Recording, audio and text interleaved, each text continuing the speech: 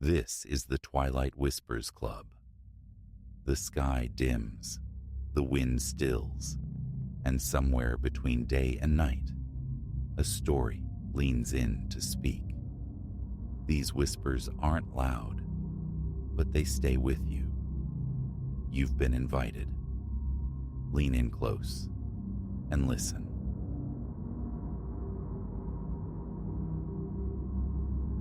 That one room remained a void in Eliza's apartment, a blind spot. In the 3 months preceding my residency, her path flowed around it. Instinctual avoidance writ large, a space treated as if conjured from sheer non-existence. When the last box crossed the threshold and I became a fixture, not just a guest, I queried its purpose. Overflow, she'd murmured, a dismissive flick of the wrist, eyes sliding away. But overflow suggests presence, accumulation. That room exhaled absence. It was aggressively vacant, a vacuum sealed behind cheap pine. Silence marked the first night. The second mirrored its tranquility. Then came the third, and with it, the abrupt demise of my phone during a crucial work discussion. Eliza, already adrift in sleep, was an island I dared not disturb in a frantic search for my charger. Then, recollection surfaced. An outlet glimpsed earlier that day, stark against the far wall of the void room, noticed while shifting cardboard mountains. Necessity's sharp prod. The door swung inward without protest, silent on its hinges. A chill, tangible and immediate, a 10-degree plunge from the relative warmth of the hall, greeted me. My phone's dwindling light sliced through the dark, illuminating barren plaster. No furnishings, only the solitary socket across the expanse. Wooden floorboards lay shrouded in dust, thick and undisturbed save for one anomaly. A perfect clean circle etched into the grime at the room's heart, perhaps a meter across. I knelt, plugged the phone into the wall's lone offering, saw the charging glyph bloom on the dark screen. Sufficient. 3 a.m. wrenched me from sleep, bladder insistent. The path to relief lay past that shunned chamber. Darkness reigned in the hallway, but not absolute darkness. Under the door, a light flickered, erratic, pulsing with a rhythm too syncopated for a simple phone screen. Then came the sound, a soft, deliberate percussion from within, like fingernails drumming patiently on wood, but slower. Tap, tap, tap. Barefoot in boxers, I stood rooted, the floorboards leaching warmth from my feet. The tapping ceased. A whisper began, slithering through the crack beneath the door.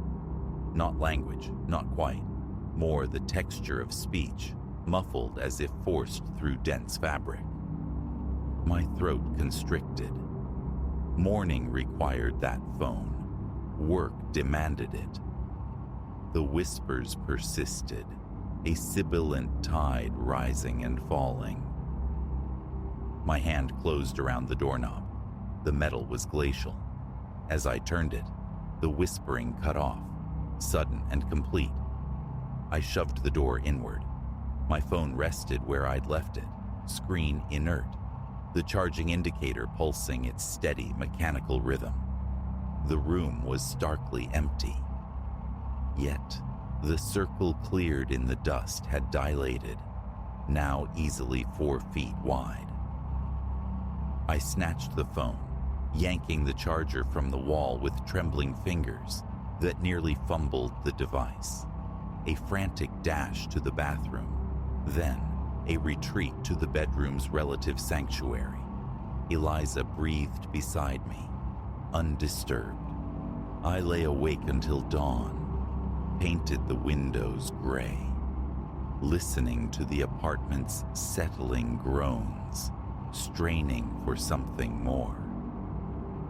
The following workday was a blur of unfocused tension, neck muscles screaming from sleepless vigilance.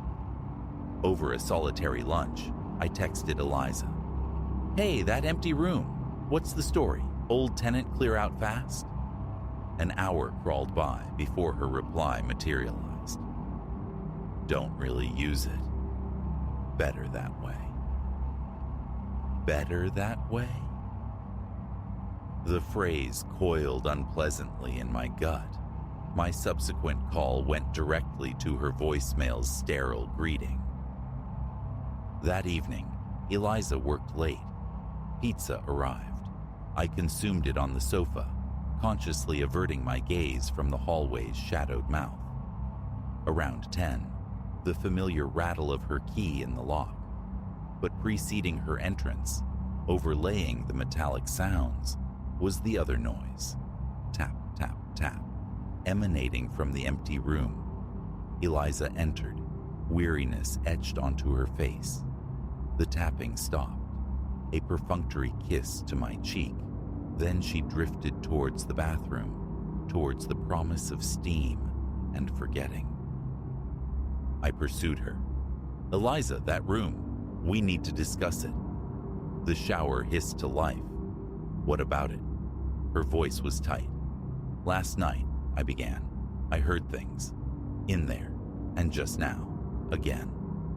A beat of silence, heavy against the rushing water. "You went inside?" "To charge my phone, yeah. That's irrelevant. There's something. Don't charge things in there." She cut in sharply. "Just... Leo, please just stay out of it, all right?" Before I could formulate a response, she slipped behind the shower curtain. Later, tucked into bed, Eliza's breathing a soft counterpoint to my own wired wakefulness. The digital clock bled 2:47 a.m. That was when the whispers resumed. Eliza remained oblivious. How could she sleep through this insidious murmur? It swelled, gaining texture, coherence almost within grasp, teasing the edge of understanding. At precisely 3 a.m., a resonant thud echoed from the room, the impact of significant weight meeting floor. Eliza bolted upright, instantly awake. "Did you hear that?" Her hand clamped onto my arm, fingers trembling. "Leo, don't go look, please." Another thud, then another. Heavy impacts, like footsteps, but ponderous, inhumanly so. The very air in the apartment seemed to quiver. "What the hell is happening?" I flung back the duvet. "Leo, no!" She scrabbled to hold me back, but I pulled free. The thuds ceased the moment I entered the hallway. The door stood closed, yet a faint, unstable blue light pulsed around its frame, reminiscent of faulty television static. The whispers had coalesced into a low, continuous moan. My hand reached for the glacial knob. Behind me, Eliza screamed, "Don't!" Too late. The door swung open. Emptiness had been usurped. The dust-free circle now consumed the floor entirely. A stage. And upon it stood something. Impossibly tall, thin to the point of skeletal fragility, its proportions a violent rejection of the human form. Its smooth, pale cranium scraped the ceiling tiles. Arms, elongated beyond reason, hung slack, fingertips brushing the floorboards. A cerulean luminescence pulsed across its surface, aqueous and unstable. As paralysis held me captive, its head swiveled, a slow, deliberate rotation. Where a face should have been, only profound, lightless hollows stared back. I slammed the door, the sound cracking through the apartment, and fled. Eliza was already a blur of motion, keys and phone snatched, from the entryway table. We spent the remainder of the night cocooned in her car's cold interior, parked under the jaundiced glow of a 24-hour diner's sign. How long? The question finally broke the silence as dawn bruised the horizon. How long has it been in there? Eliza stared fixedly through the windshield. Since I moved in. 2 years. The landlord mentioned the room specifically, said it was part of the deal, couldn't alter it, couldn't even paint. A brittle laugh escaped her. Rent was unbelievably cheap. Now the reason seems obvious. Why didn't you warn me? Honestly, would you have believed it? Would you still have moved in? The unspoken negative hung heavy between us. It never emerged before, she whispered. Always stayed contained. Until you introduced electronics. That phone charging. It must have fed it somehow, given it purchase. I don't know. That morning, we sought refuge at her parents' house. Movers were summoned, instructed to pack everything. Everything except the contents, or lack thereof, of that room. Eliza broke the lease, forfeiting the deposit without a backward glance. Our new place costs a small fortune, but each room serves a mundane purpose, feels blessedly normal. And yet, sometimes, in the deepest folds of night, the memory surfaces, unbidden. Not actual sound, but its perfect phantom echo. Tap, tap, tap. I find myself wondering about that vacant chamber, about its current occupants, and whether they've yet felt the need to charge a dying phone within its walls. Eliza refuses to speak of it. The old lease, the address, incinerated history. But last week I observed her deleting a text message from her former landlord, glimpsing the words before the screen went blank. The room misses you. I purged my contact details from the moving company's records, established new email addresses, changed phone providers. No loose ends, no digital breadcrumbs. Because occasionally, late at night, my phone screen will flicker with that familiar, unsettling blue phosphorescence. In those moments, I could swear the whispers return, swelling just below the threshold of comprehension. But understanding is the last thing I desire. Certain doors are meant to remain shut, certain rooms perpetually empty, and certain messages must go unanswered, regardless of their persistence. Last night, my new phone died without warning. Full battery one moment, utter darkness the next. In the profound quiet of our new bedroom, I heard it. Faint, almost subliminal, yet unmistakable. Tap, tap, tap. This morning, I discarded the phone. Eliza watched me, asked no questions. She simply nodded and produced a cheap, antiquated flip phone she'd acquired weeks prior as a contingency. No GPS, no internet, no apps. Harder to track, she stated flatly. Harder for what to track? The question died on my lips. Deep down, the answer was already known. That room wasn't merely a room. It was a threshold. And the thing that crossed it is still searching. Now, nightly rituals involve checking closets, peering behind shower curtains, scanning beneath the bed frame. Logic insists it's paranoia, trauma's long shadow. But then, the image resurfaces, those vacant sockets, the skin like bleached parchment, the unnaturally long fingers tracing patterns on the floor. Eliza sleeps bathed in lamplight now. I understand completely.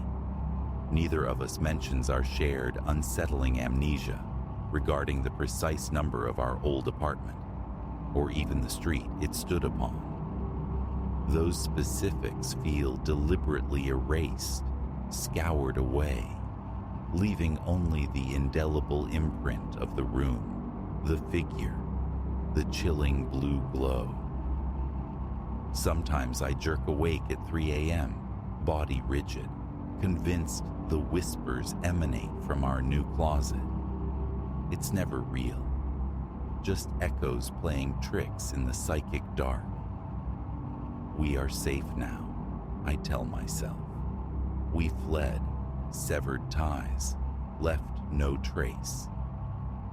But yesterday, nestled amongst the junk mail in our new mailbox, lay a small, unassuming piece of paper. Blank, except for a single mark meticulously rendered in fine gray dust, a perfect circle.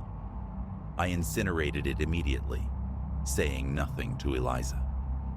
Yet that night, lying side by side in the charged silence, both feigning sleep, I heard her whisper, so faint I almost doubted my ears.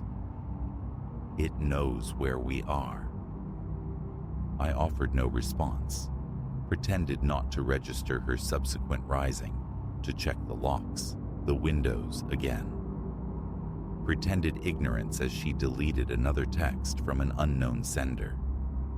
But her certainty resonates within me, because this morning, glancing absently into the bathroom mirror, I saw it flicker in the reflection behind me. Just for an instant, a tall, slender silhouette, faceless, observing. I did not turn around. Sometimes, deliberate blindness is the only anchor to sanity. We move again next week. No forwarding address, no smart devices, no digital footprint. We understand now.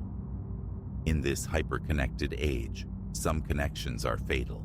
Some doors must remain bolted. Some rooms are meant to remain empty. But late at night, when the electricity flickers and the shadows lengthen, distorting the familiar, a chilling question persists. Does distance truly matter? Is anywhere far enough? Because in the liminal space between wakefulness and sleep, I still hear it. Tap, tap, tap. And it sounds closer every time.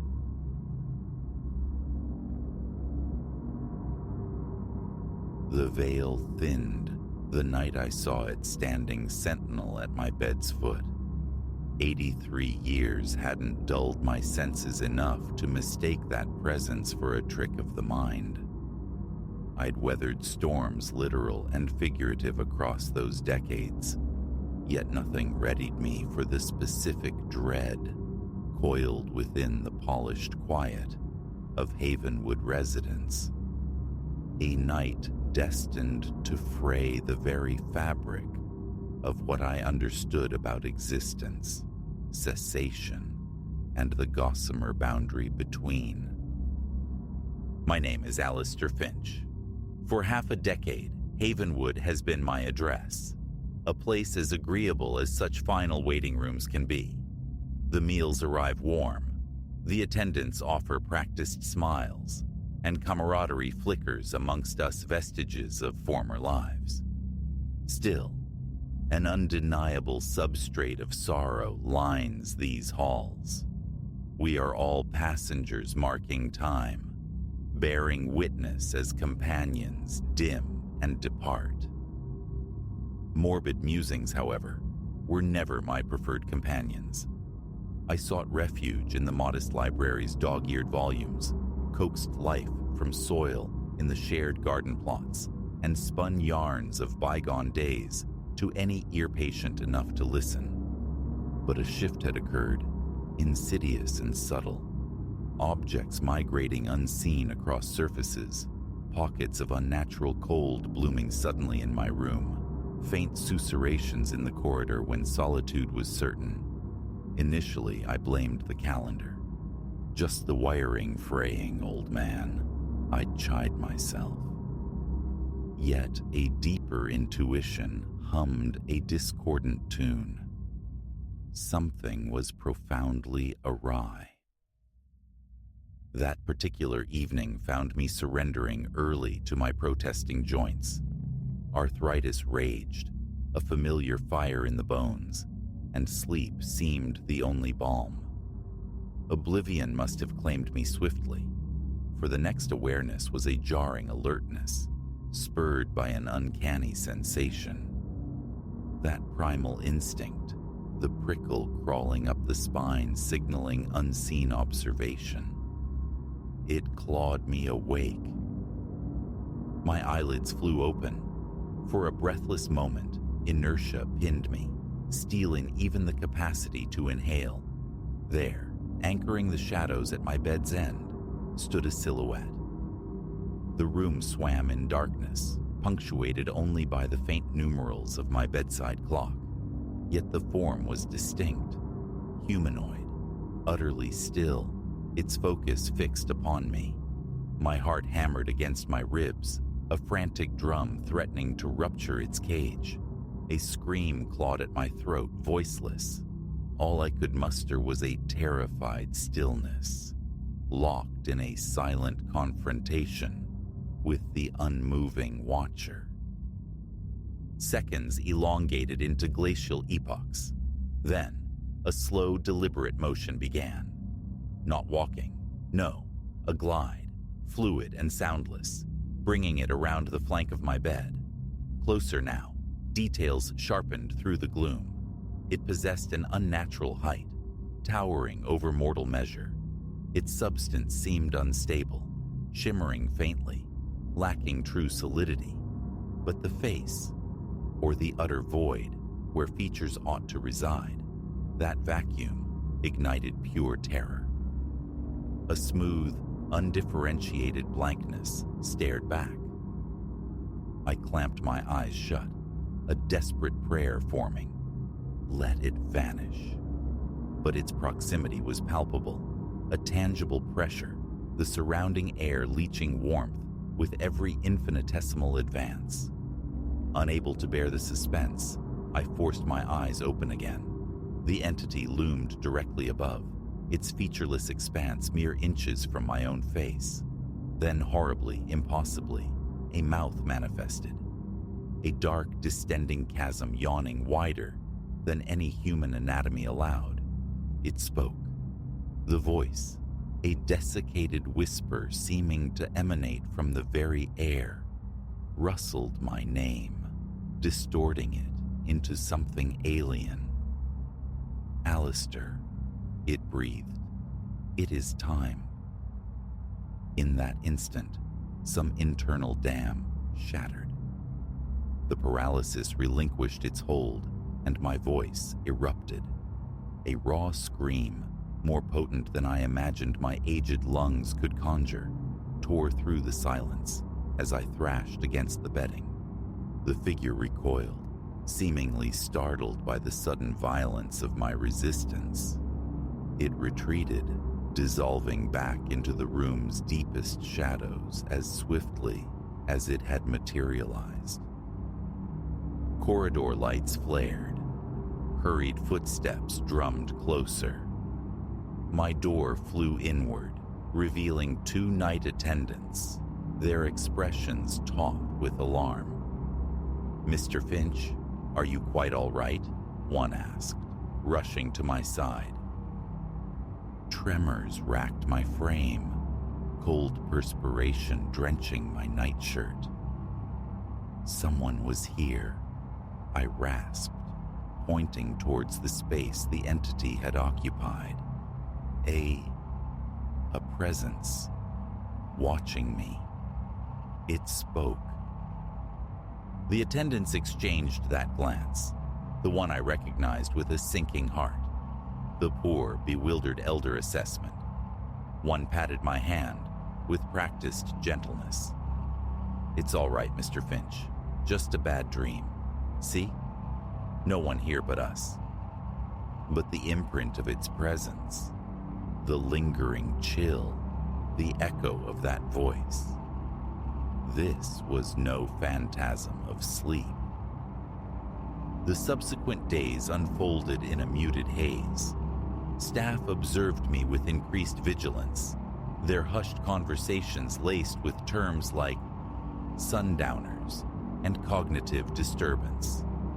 Fellow residents offered a wider berth, perhaps fearing my perceived delusion was catching. But certainty anchored me. I was not losing my mind. Something unearthly had breached my room, something that defied mundane explanation. I attempted research, fumbling with the community computer keyboard, my arthritic fingers clumsy and slow. The library yielded nothing beyond mundane histories and romances. I was adrift. Nightfall became synonymous with dread. I'd lie rigid in the dark, each settling groan of the building, each flicker of shadow, catapulting my pulse into frantic rhythm. Sometimes, a tall, shimmering distortion would waver at the edge of my vision, only to vanish when I turned my head directly towards it. A week slid past. Then I awoke abruptly in the deepest hours, my room bathed in an unnerving opalescent glow, and there it stood again, at the foot of my bed. This time, however, it was not solitary. Fainter shapes coalesced around it, vaguely human outlines, translucent and luminous with the same pallid light. A shock of recognition coursed through me. These were former inhabitants of Havenwood, faces I'd known, souls who had departed. Mrs. Gable, purveyor of forbidden extra puddings, Mr. Rossi, my erstwhile chess adversary, and, oh merciful heavens, could it be Eleanor? My Eleanor, gone these 2 long years. The central figure lifted an arm, a slow gesture encompassing the spectral assembly. When it spoke, the voice retained its otherworldly rustle, yet the terror felt, diluted. "They have been waiting, Alistair," it whispered. "It is time for you to join their company." My gaze locked on Eleanor.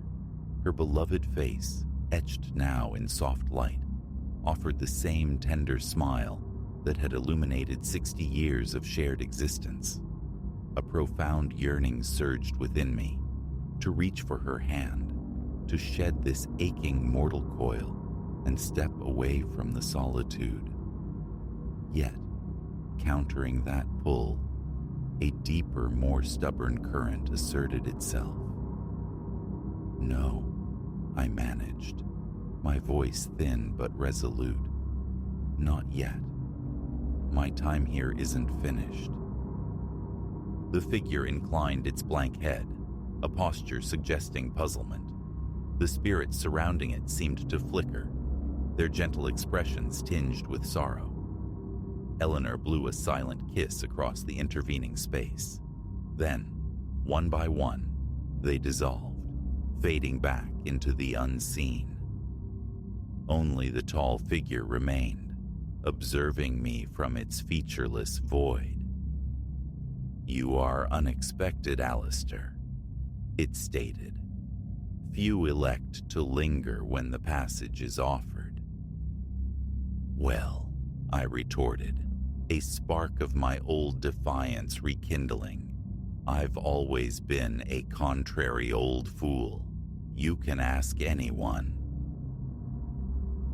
To my utter astonishment, the figure emitted a sound akin to wind chimes stirred by a rising gale, a dry, melodic laughter. "So be it," it conceded. "But understand this. When next I appear, the choice will not be yours." And with that final pronouncement, it too dissipated, taking the strange luminescence with it. Silence reclaimed the room, broken only by the ragged cadence of my own breathing.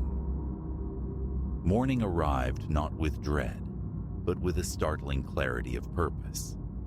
My remaining allotment of time might be uncertain, but by heavens, I would infuse it with meaning. I threw myself into volunteering, shared my life stories with renewed vigor. I began composing my memoirs, determined to leave more than just fading memories behind. And each night, settling into bed, I issue a quiet challenge into the darkness. Not tonight. I'm not ready. Sometimes, faint and distant, I almost fancy I hear the echo of wind chimes in reply. I cannot know when the figure will make its foretold return. Tomorrow, next month, next year. Such knowledge is beyond me. But this, I do know. The fear has loosened its grip. When my true time arrives, I will face it. I will take that offered passage and seek out Eleanor and all the others who have journeyed ahead. Until that moment, however, there is living yet to be done, and not even the emissary of death itself will hurry me along.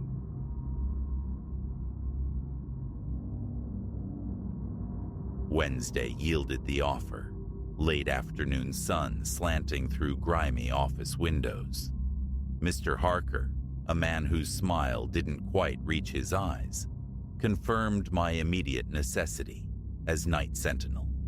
The compensation eclipsed my prior meager earnings, a fact potent enough to quell the rising tide of questions as my signature, Silas, spidered across the forms. He spoke of the structure's antiquity, its nocturnal vacancy, adding almost as an afterthought, a murmur about its peculiarities.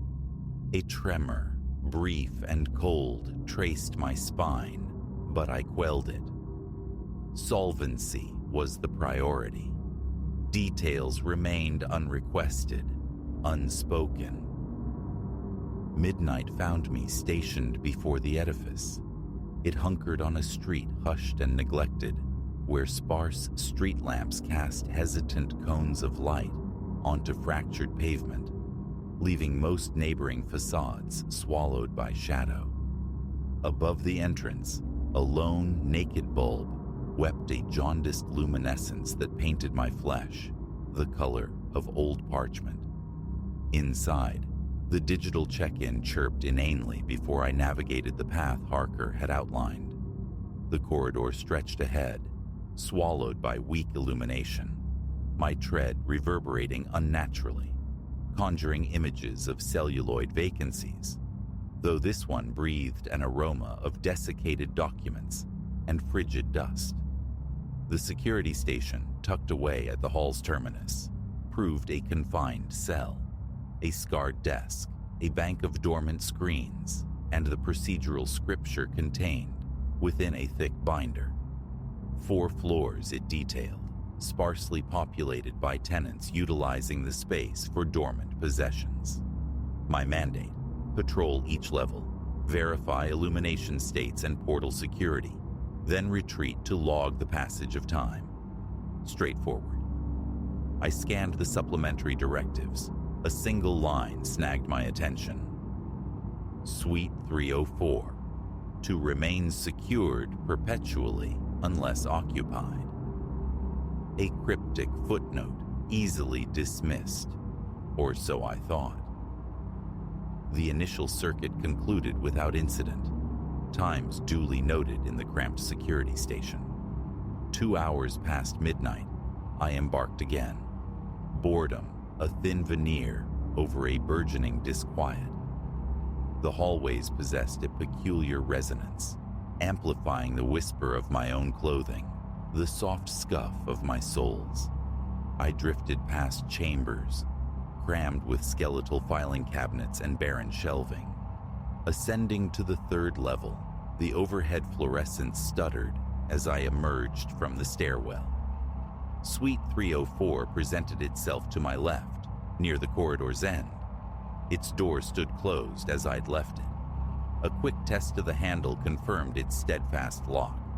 The placard affixed read, "Typing Pool," a designation redolent of bygone eras, curious given the binder's sterile Suite 304 label, devoid of any mention of typewriters.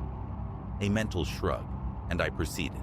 Yet, upon my return traverse, a sound arrested my steps, the delicate rhythmic clack of keys. Not the muted plastic chatter of contemporary devices, but something distinctly metallic, resonant. Pressing my ear flat against the cool wood, I discerned focused, measured strikes.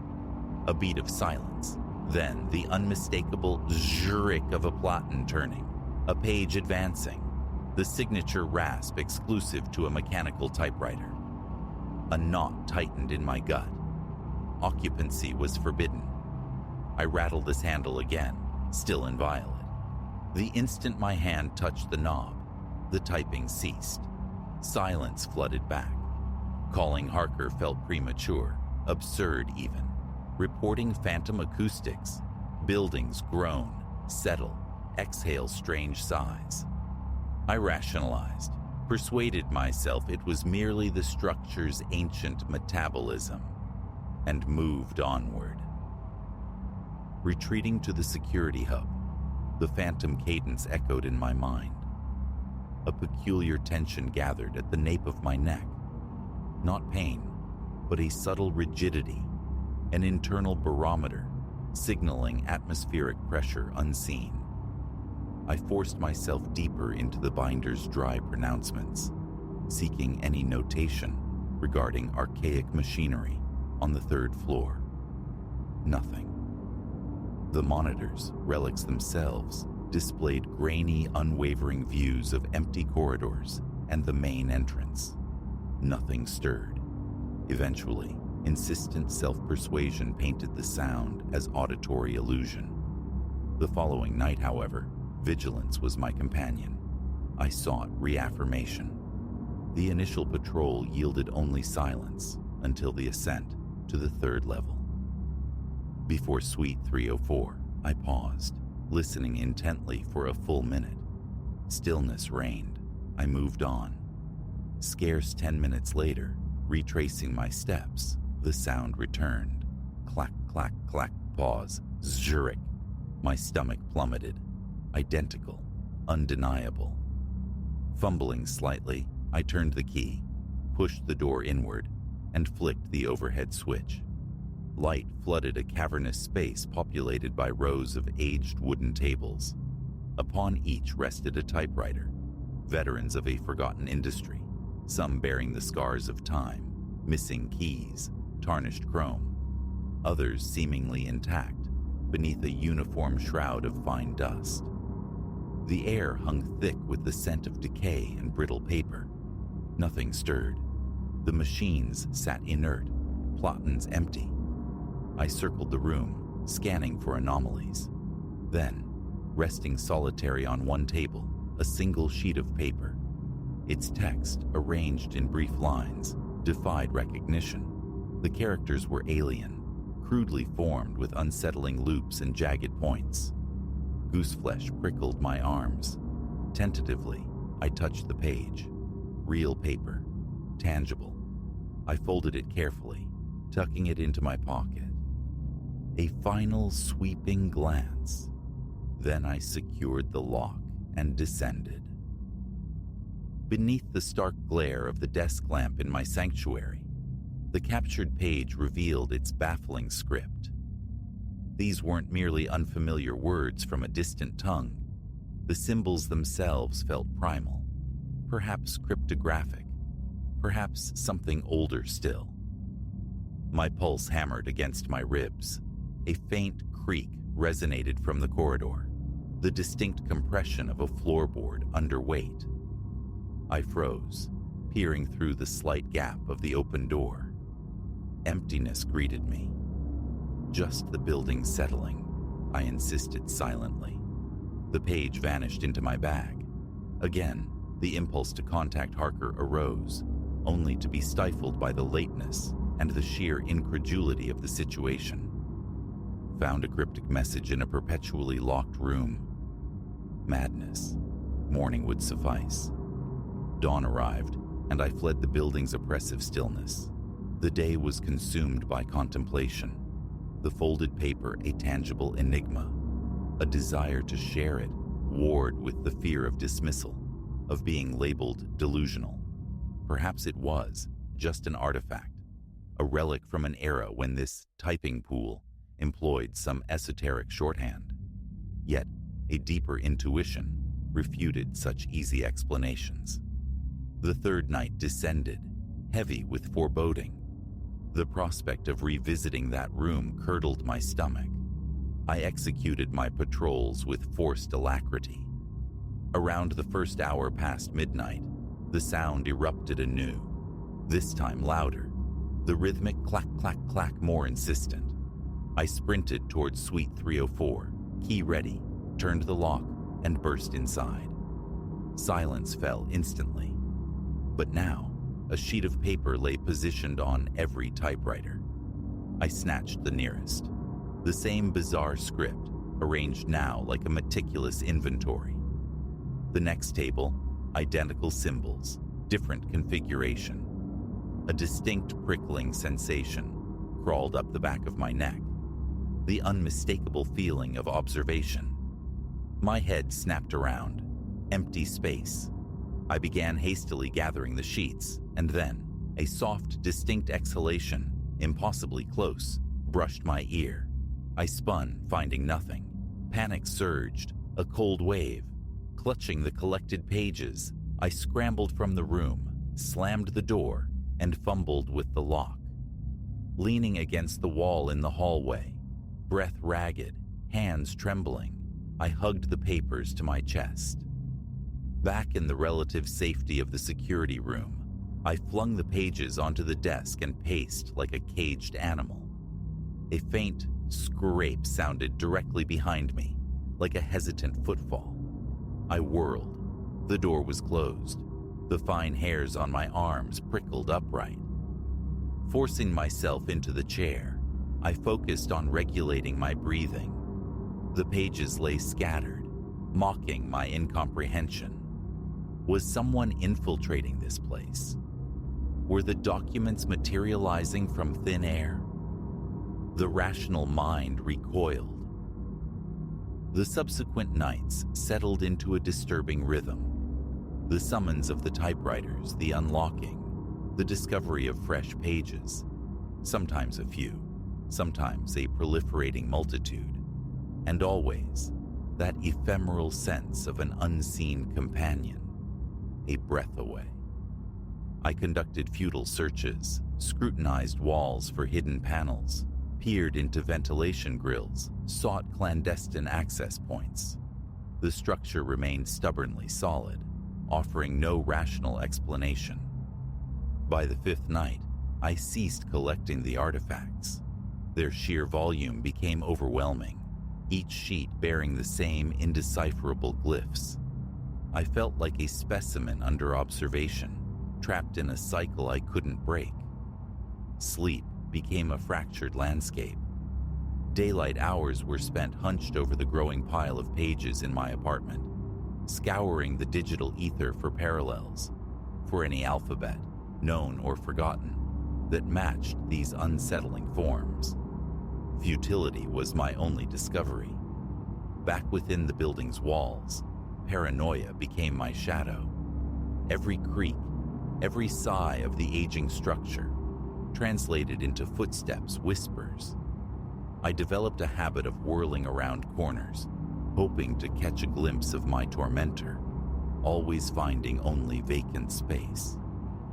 By the second week, the thought of resignation was a constant hum beneath the surface, silenced only by the practical need for the respectable wage and the certainty that no one would believe my tale. An afternoon encounter with Mr. Harker proved fruitless. My tentative inquiries about nocturnal anomalies, about potentially active antique machinery, were met with a placidly puzzled expression, a non-committal shrug. He offered vague platitudes about the building's storied past, his disinterest a palpable dismissal. That evening, the atmospheric tension thickened, becoming almost tangible. Approaching 2 in the morning, ensconced in the security station, feigning absorption in the binder. A sudden, violent rattling erupted from the corridor, the unmistakable sound of a door handle being furiously worked. I leaped to my feet, heart seizing. Yanking open my own door revealed only the familiar, dimly lit emptiness. I advanced cautiously towards the stairwell, testing each office door, all secure. Then, the typing resumed, echoing with unnatural clarity, no longer measured but frenetic, chaotic.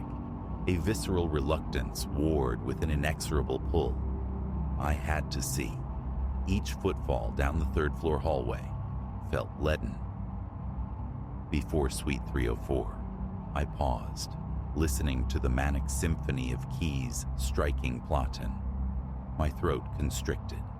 With trembling fingers, I slotted the key, turned the lock, shoved the door wide, and hit the light switch.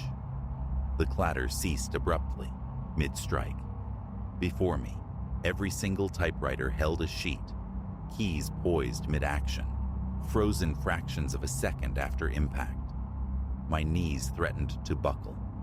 The machine sat suddenly, profoundly silent. I took a hesitant step deeper into the room. A short, dry, rasping inhalation sounded directly beside my right ear. I whipped around. Nothing. Sheer panic washed over me, cold and nauseating. My skin felt clammy, my shirt clinging damply to my back. Flight was the only instinct, yet my limbs felt paralyzed. Forcing movement, I scanned the tables. The pages bristled with script, but now, many were marred by large, irregular splotches of ink. They looked disturbingly fresh, glistening wetly under the fluorescent tubes.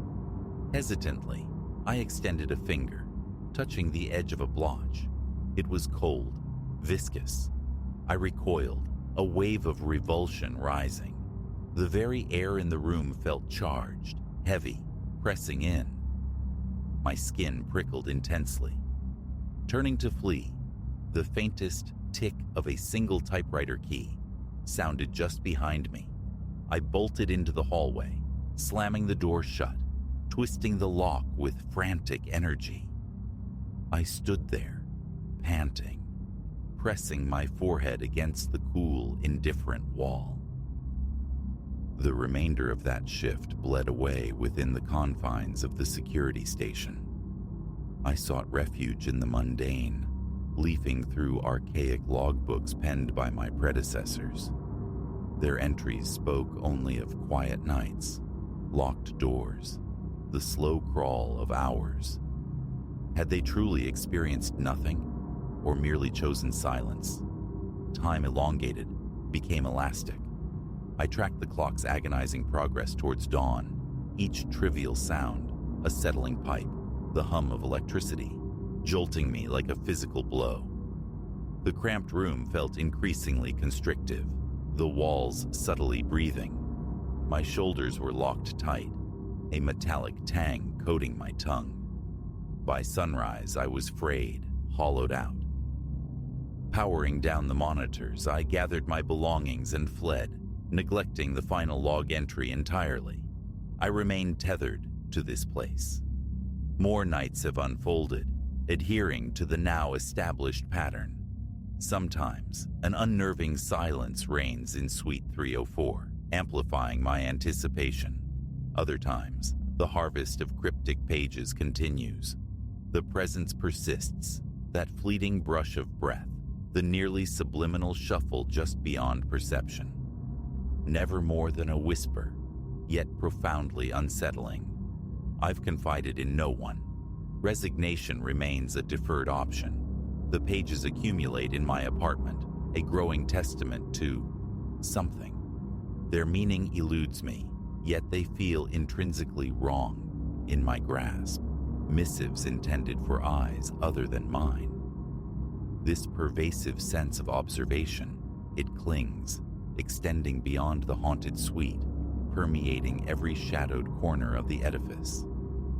I scrutinize the monitors, yearning for a flicker of movement, a definitive shape in the grainy tableaus of dust motes. dancing in weak light. Nothing. Yet, the disembodied typing still echoes at unpredictable hours, and the inexplicable documents continue to manifest. Attempting to decipher them invariably invites that chilling proximity, that cold susurrus by my ear, a silent admonition. My heart constricts each time my fingers graze the strange paper, yet I cannot stop collecting them. Is this tangible reality, or the slow unraveling of my own psyche? The burgeoning stack of pages in my closet argues for the former. They are proof. I lack the will to destroy them, powerless to halt their genesis. So, night after night, Silas walks the rounds, verifies the locks, and awaits the spectral cadence of the keys. Part of me screams for it to cease, while another, darker curiosity, compels me forward, needing to witness the culmination. I return, listening to the clack-clack, zhurrik, waiting for the face that never materializes from the shadows behind me. Yet, I feel it there, breathing, watching, and endlessly typing words I am not meant to comprehend.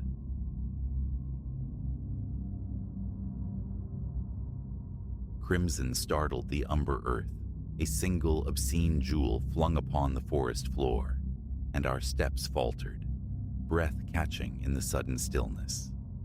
No longer were we merely three friends traversing the wild. The woods had thickened around us, whispering of unseen presences. What began as an escape, a pilgrimage from urban clamor to the Adirondacks' embrace, now felt ominously altered. Years knit us together, Elias, Clara, and I. Leo, a trinity forged in lecture halls, bound by the annual rite of escaping into nature.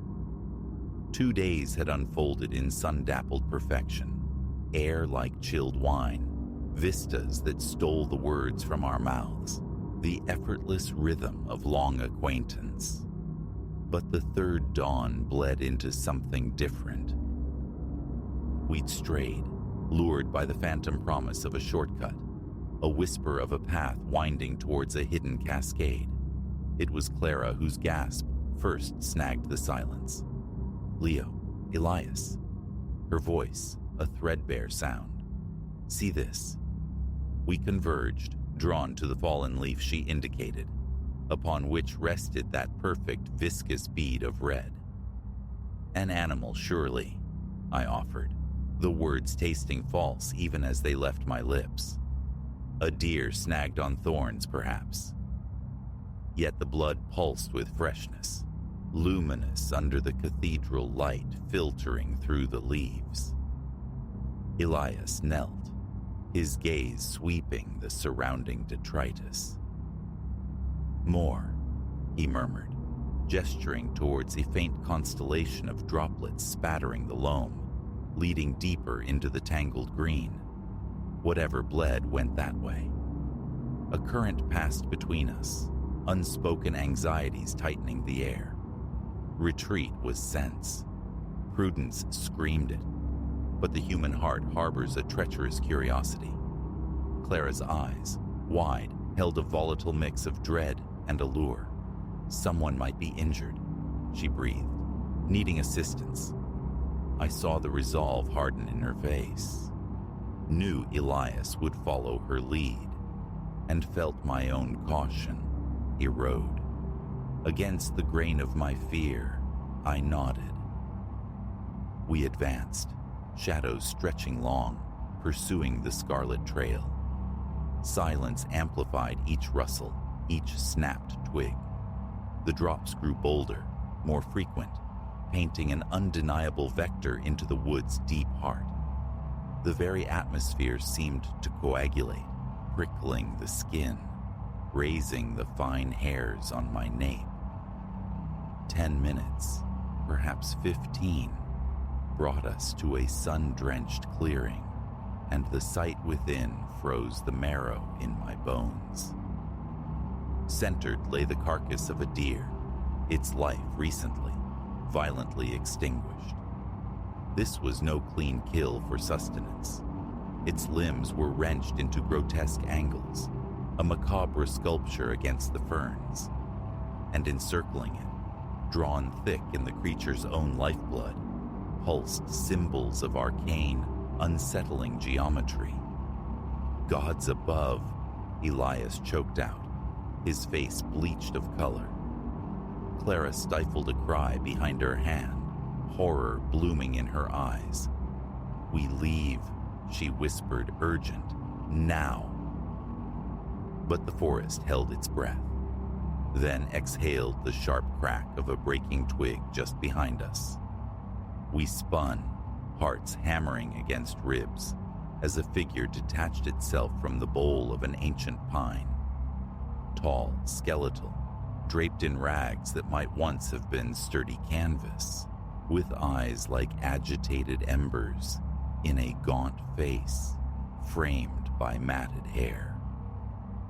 A long, wickedly curved knife rested in his grip, its steel stained dark and wet.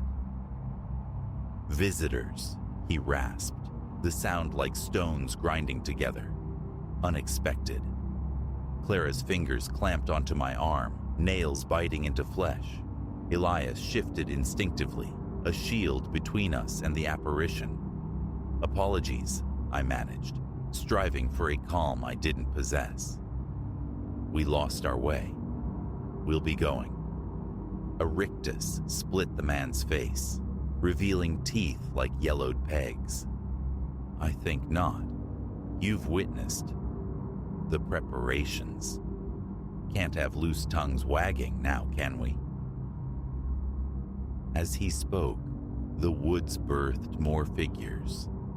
3, then 4, 5 shadows, detaching from the trees, mirroring his wildness, armed with makeshift weapons. Encirclement. Trap sprung. Then, only the frantic drumbeat of flight.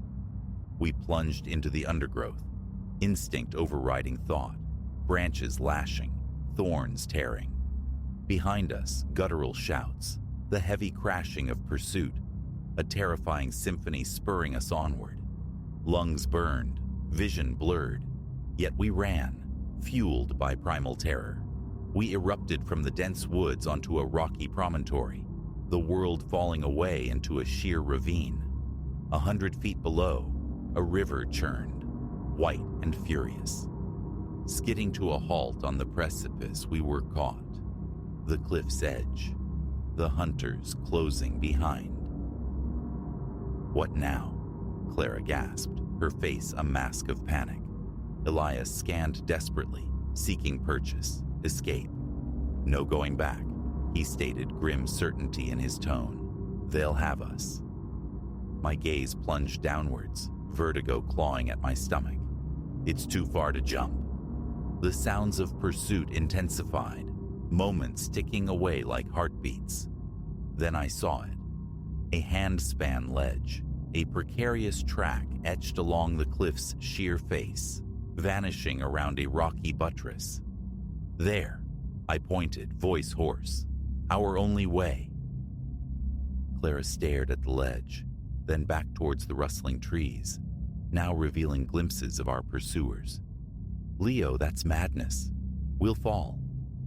"It's that or them," Elias countered, his jaw set. No time remained. I went first, pressing myself flat against the cold stone, inching forward.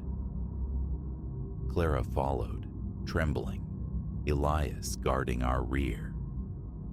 Halfway across, the hunters burst onto the clifftop, their enraged cries morphing into howls of thwarted fury as they spotted us.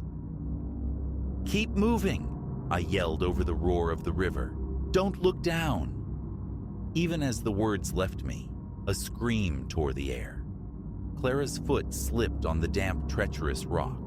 She swayed horribly over the abyss before Elias lunged, yanking her back against the cliff. From above, a new menace, One of the men raised a rifle. The sharp crack echoed, stone chips exploding scant inches from my head. "Move!" Elias roared, shoving Clara forward. "Go! Go!" We scrambled, bullets whining off the rock face around us like angry wasps. Just as hope dwindled, the ledge miraculously widened, revealing a steep, scree-laden path snaking downwards. We half slid, half ran down its treacherous incline, loose stones cascading below.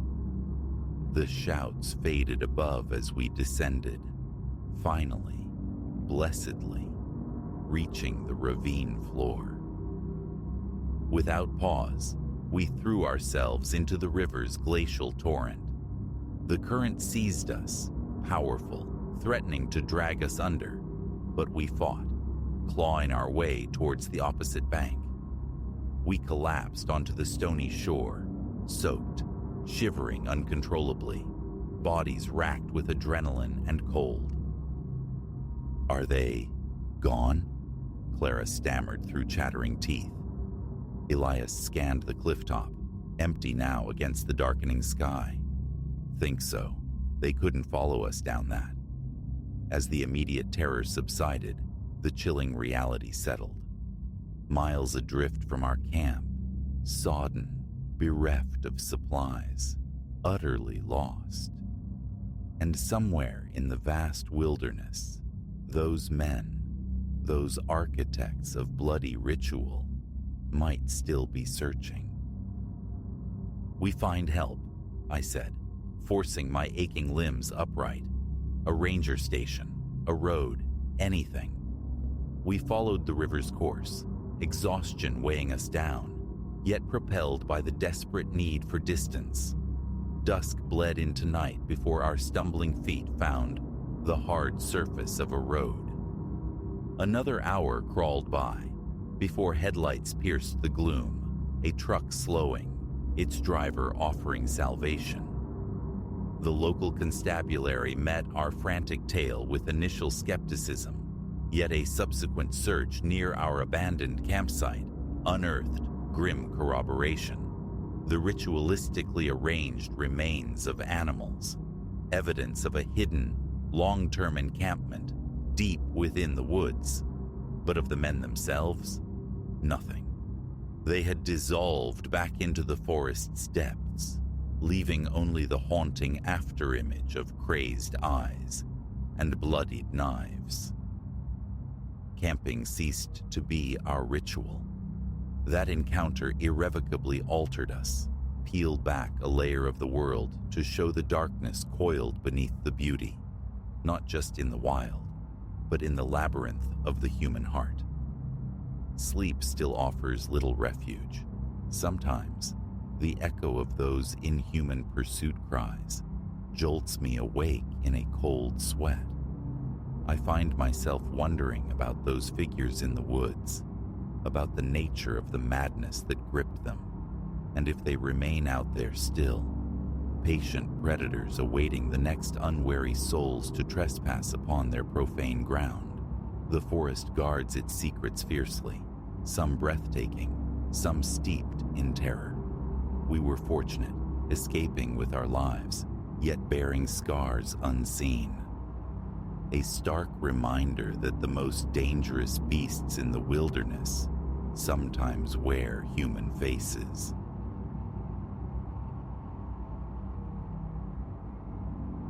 The axis of my world skewed, the second awareness bloomed, cold and sudden. I was being followed. That familiar ribbon of park path, a shortcut etched into routine by 100 nocturnal crossings, warped instantly into a treacherous labyrinth woven from shadow and suggestion. My heart became a frantic drum against my ribs as I lengthened my stride. The echo of alien footsteps syncopating ominously behind me, closing the distance with every beat. It began as just another Friday dissolved into Saturday. University life meant late communion with textbooks under the library's fluorescent glare, frantic exorcisms of looming deadlines. Tonight adhered to the script. Midnight had long chimed by the time my laptop clicked shut, and I ventured out into the campus's ossified silence. Only the susurrus of leaves, stirred by a cool night draft, and the distant, drowsy thrum of arterial traffic broke the quiet on the walk towards my off-campus refuge. Never before had this route unsettled me, not even cloaked in darkness. The park, usually punctuated by sodium lamps and the transient passage of fellow night owls, felt different tonight, profoundly vacant. No hurried joggers, no spectral dog walkers, not even the customary knot of hazy figures near the fountain's dry basin. Just the vast, swallowing silence and me. Halfway across the expanse, I registered it. A faint abrasion, sole against pavement, subtly out of phase with my own rhythm. I halted. The sound ceased immediately. An echo, I told myself, a trick of the empty air. I pushed onward, but it returned, undeniable now. Someone lurked behind, meticulously mirroring my tempo. The primal urge to glance back screamed, yet fragments of cinematic warnings held me captive. Instead, acceleration. My knuckles whitened around my backpack strap. Behind me, the pursuing cadence quickened in perfect concert. Adrenaline ignited, a wildfire in my veins. A sharp deviation left, abandoning the known way. The presence shadowed. Right. Left again. Another turn into deeper obscurity. Futile maneuvers. The unseen companion remained, a constant pressure mere paces astern. My walk bled into a desperate jog, breath tearing raggedly from my lungs. The park distended, its familiar boundaries dissolving into an infinite light-pocked darkness. The exit point, an elusive phantom. How had its immensity escaped me until now? Panic, a clumsy navigator, steered me awry. Instead of the egress path, I confronted a dense barricade of trees, a cul-de-sac of nature. Only then did I surrender, pivoting. 20 feet distant, suspended in the thin lamplight, stood a form. Featureless, a mere excision from the night, perfectly immobile. "Who's there?" The question emerged, frayed with a tremor I couldn't suppress. "What is it you want?" Only silence answered. The figure remained static, an obsidian statue, watching. My fingers scrabbled for my phone, a lifeline to the ordinary world. But as the device cleared my pocket, slick with nervous perspiration, it betrayed me. It slipped, skittering across the asphalt with a clatter that ripped through the stillness. I stooped, a frantic snatch, eyes locked on the silhouette. In that fractional moment of diverted gaze, the shape evaporated. Ice water sluiced through my veins. Gone. I spun, scanning the periphery, eyes raking the layered shadows, hunting for the slightest quiver of movement. Nothing. Utter stillness reigned. With trembling digits, I thumbed the screen alive, dialed the emergency number. As the connection tone pulsed, I pressed my back against the rough bark of a tree, a futile attempt to survey all approaches simultaneously. 911, state your emergency. A calm, disembodied voice, anchoring me momentarily. Words tumbled out, a breathless cascade detailing my predicament. "Stay right there," the voice instructed. "A patrol unit is en route. Keep the line open until they arrive." A nod, unseen. "Okay," I managed. The sound scraped raw from my throat. The ensuing minutes stretched into an eternity. Each rustle became a footfall, every distant car horn a prelude to reappearance. The operator's voice droned on, a stream of questions meant to tether me, but the unnerving certainty of being observed prickled beneath my skin. At last, the strobing pulse of red and blue sliced through the trees. Relief washed over me, potent and weakening. Yet, standing in the harsh, interrogating beams of police flashlights, recounting my terror, a sense of foolishness crept in. The park, under this stark illumination, looked mundane, utterly benign. Had I dreamt it all? The officers listened, their kindness edged with professional skepticism. Their search yielded nothing.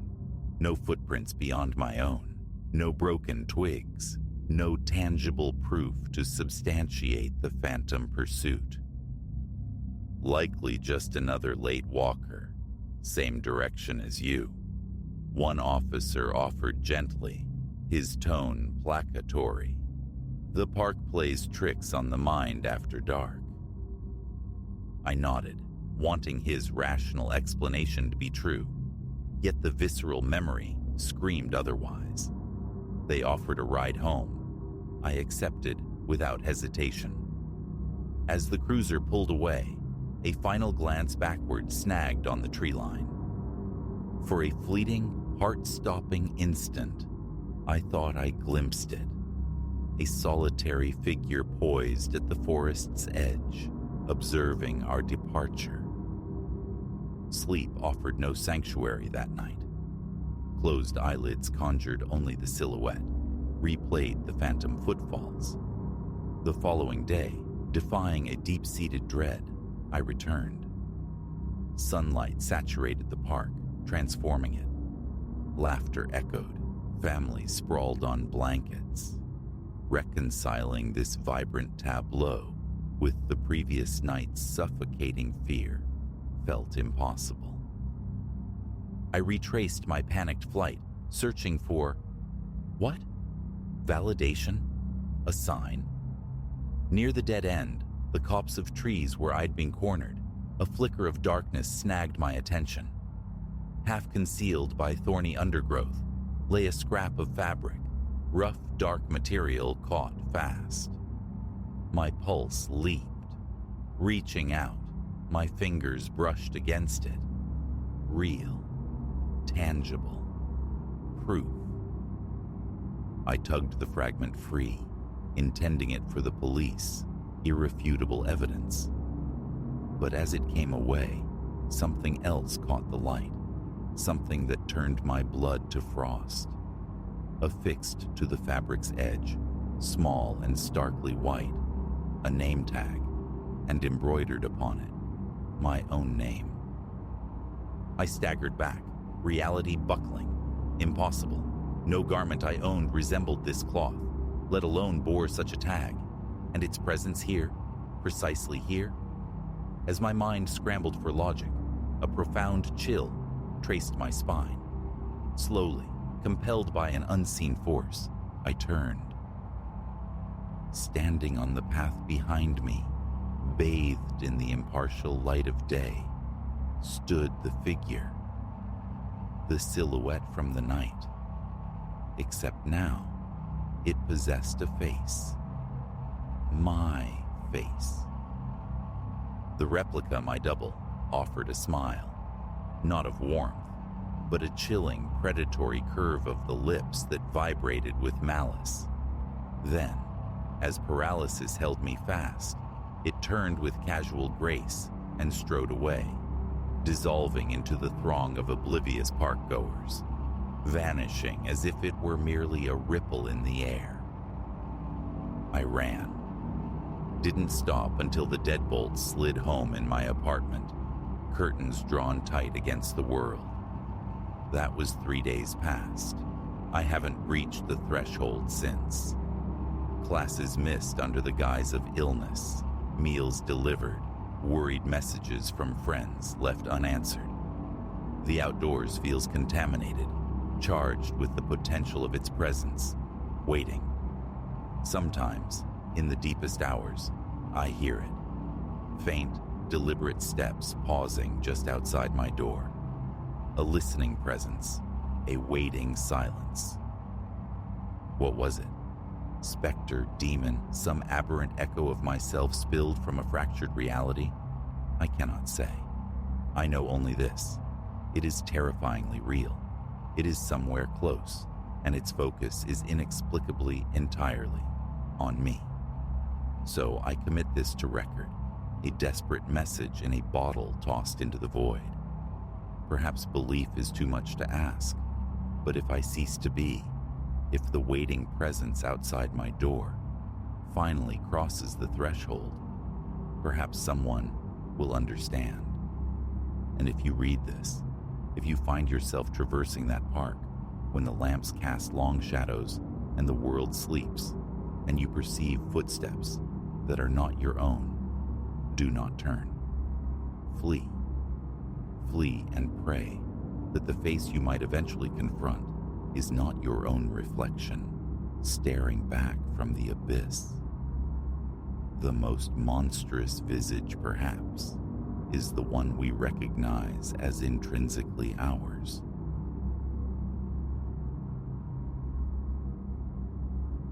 The metronomic percussion of my running shoes on asphalt was the sole disturbance in Briarwood Glen's spectral quiet. Lunar glow seeped through the canopy, painting elongated specters across my route. Just another nocturnal exertion, I'd presumed. Yet, rounding the curve by the derelict fountain, a frisson of ice traced my vertebrae. Footfalls echoed mine. I was being tracked. Call me Elias, 32 rotations around the sun, architect of digital worlds, and until this evening, merely another soul pursuing fitness via nightly circuits. This path through Briarwood Glen had been my constant for years, persisting even after municipal austerity left the park frayed, untamed at its borders. The isolation, the very challenge of navigating its ill-lit arteries, had always held a certain allure. Tonight, however, the familiar felt alien. A premonition had shadowed me from the park's threshold, a prickling sense of observation. I'd initially dismissed it, an artifact of excess caffeine, perhaps, or sleep deficit. But now, hearing the distinct cadence of pursuit, a certainty bloomed. Instinct hadn't lied.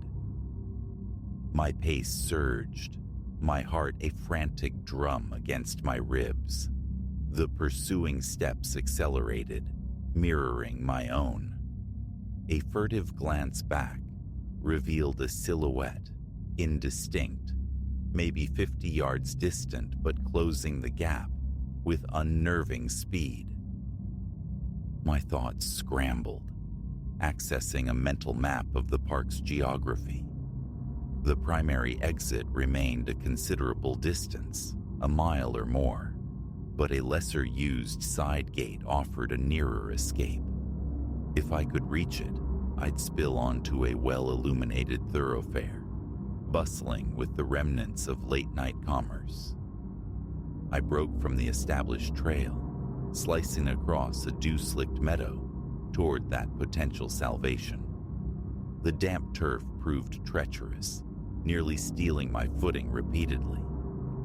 Behind me, The pursuer crashed through the undergrowth, stealth abandoned. The side gate materialized, a welcome silhouette against the gloom. Closer inspection, however, delivered a blow. The gate was bound fast by a heavy chain, secured with a padlock whose newness gleamed under the moon. When had that appeared? In that instant of stunned hesitation, the footsteps behind me amplified. I pivoted, spine colliding with the cold metal bars, bracing for confrontation. The figure solidified from the surrounding murk. Recognition struck, a man I'd noticed loitering near the entrance earlier. Average build, unremarkable attire, yet possessing an ocular intensity that had unsettled me even then. "Hold on, easy," he uttered, his tone incongruously level. "No harm intended, just need a word." "A word?" I gasped, lungs burning, struggling for equilibrium. "You hunt me through a darkened park for conversation?" He raised his hands, a gesture of appeasement. "The optics are bad, I get it, but I needed you isolated. It's dangerous out here now, considering what's been going on." A frown creased my brow, bewilderment briefly eclipsing fear. "What are you talking about? What's been going on?" The man cast nervous glances into the encompassing shadows before leaning conspiratorially closer. "The vanishings, 3 souls swallowed in the last month, all last sighted proximate to this park. The authorities are suppressing it, but something's fundamentally wrong here, something malevolent." Vague whispers had reached me, rumors of disappearances, yet nothing substantiated, nothing official. "How could you possibly know this?" I demanded, suspicion warring with a burgeoning curiosity. "Because I witnessed the last one," he answered, his voice sinking to a strained whisper. "A woman jogging same as you, present one moment the next, vanished, as if the shadows themselves had consumed her."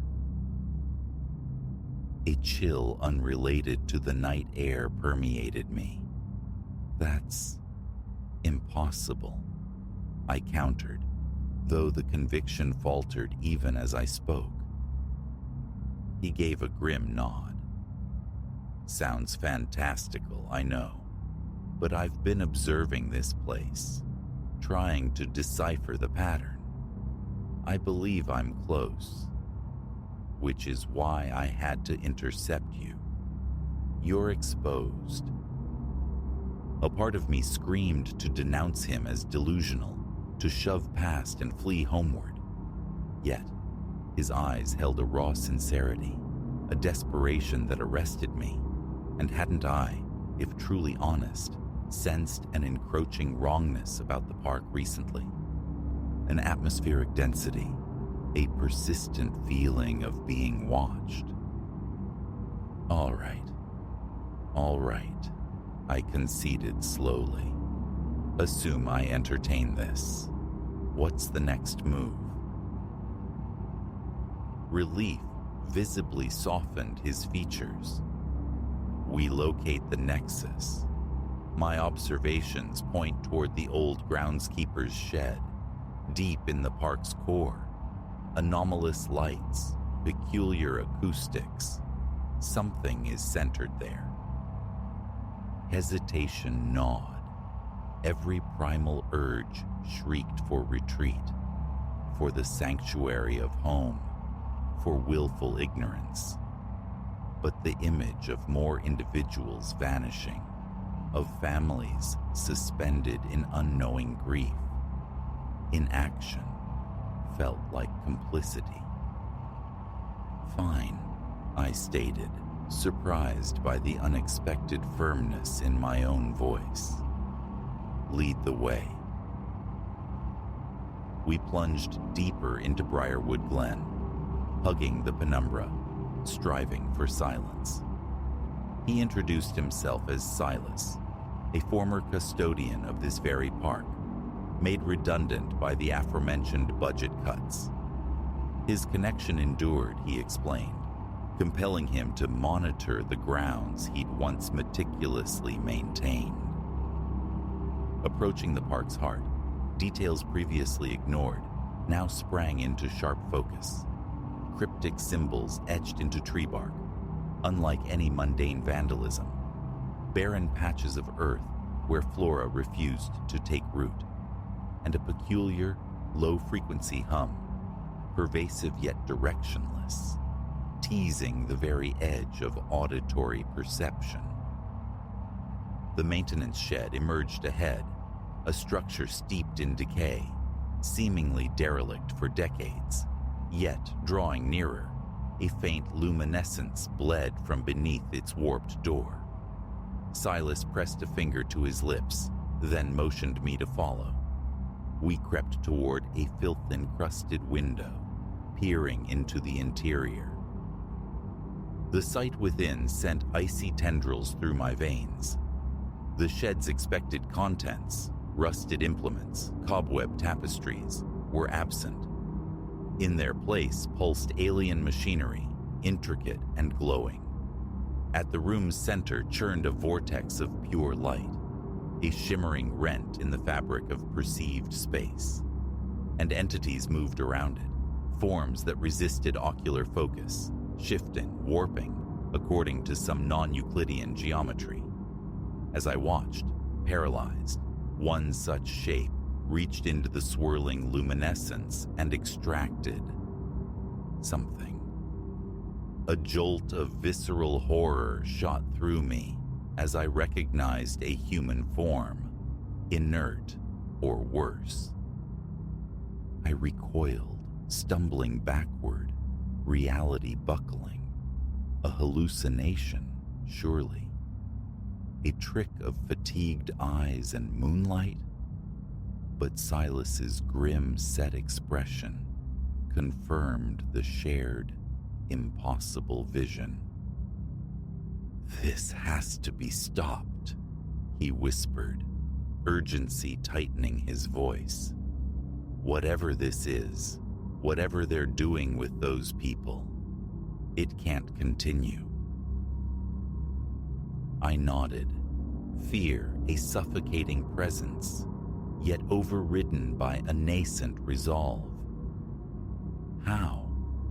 We're just two men against that. Silas retrieved a compact device from his jacket. EMP, he clarified, should disrupt whatever powers that gateway. We get one chance. Madness. Two ordinary individuals confronting something torn from the pages of cosmic horror.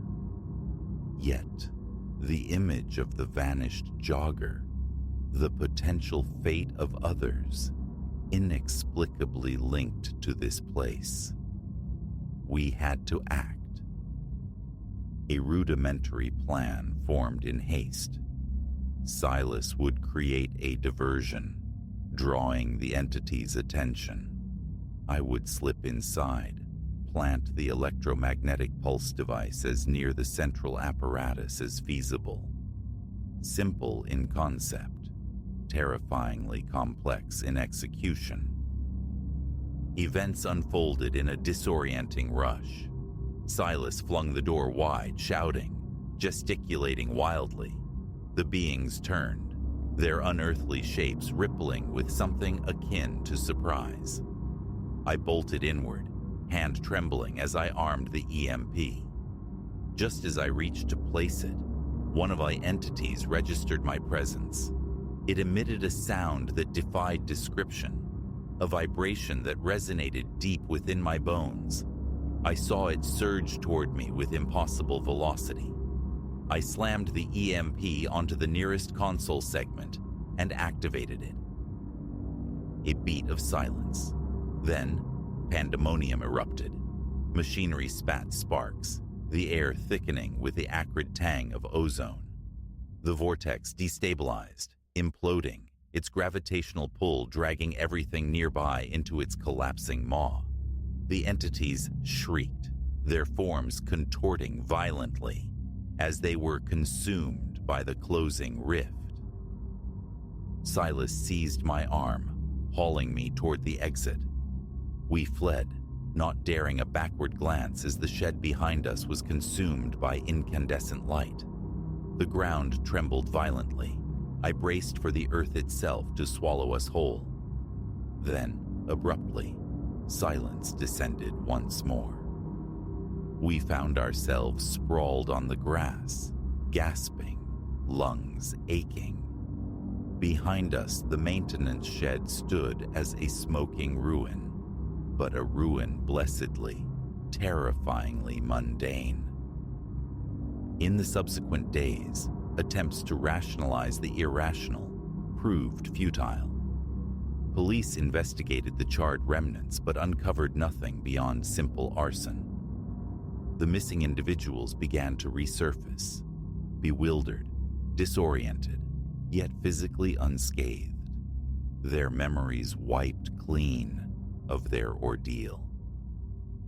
Silas and I convened sporadically, attempting to assemble the fragmented puzzle, but the complete truth of Briarwood Glen likely remains elusive. What I do know is this: my nocturnal runs possess a new gravity. Each time I lace my shoes, it's not merely for exercise, it's a patrol, a vigil against the unseen. For I now comprehend a fundamental truth. The world operates on principles far stranger, far more perilous than conventional wisdom admits. And sometimes, the fragile membrane between our perceived reality and encroaching chaos is held intact only by a man out for a jog and a dismissed park warden wielding a homemade pulse device. So, should you ever find yourself running late beneath the moon, and that primal sense of being watched descends, heed your instincts. You can never be certain what truly stirs in the shadows.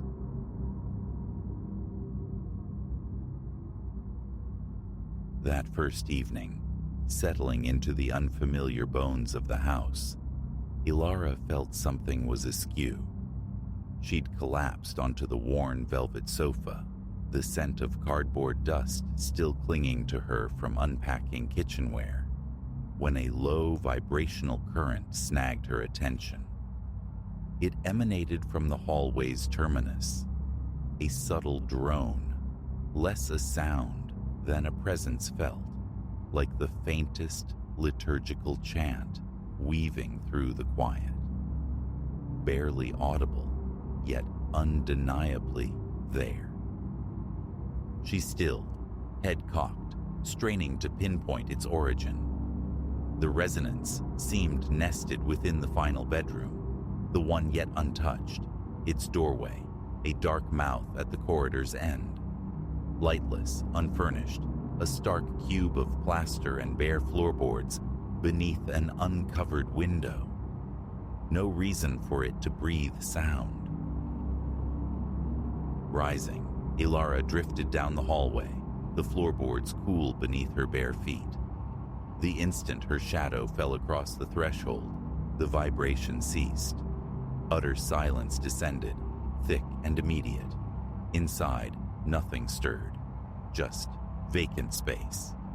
Her gaze swept the corners where shadows pooled, traced the ceiling's flat expanse, lingered on the naked wood grain underfoot.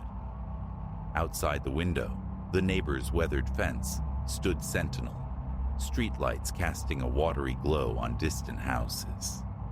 Only the refrigerator's mundane hum from the kitchen behind her broke the stillness. she retreated to the living room, attempting to dismiss the anomaly. An errant frequency from outside, perhaps. A neighbor's radio bleeding through the walls, muffled conversation drifting from the pavement. 10 minutes later, cocooned once more on the sofa, the drone returned. Identical in its low pitch, the same soft, murmuring quality, like a voice deliberately suppressing itself, humming a repetitive, wordless phrase. Again, she rose, this time moving with deliberate stealth.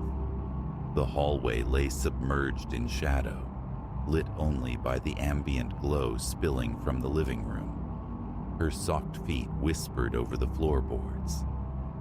As she neared the doorway, the sound persisted, a steady thrum against the silence. Reaching the threshold, she paused.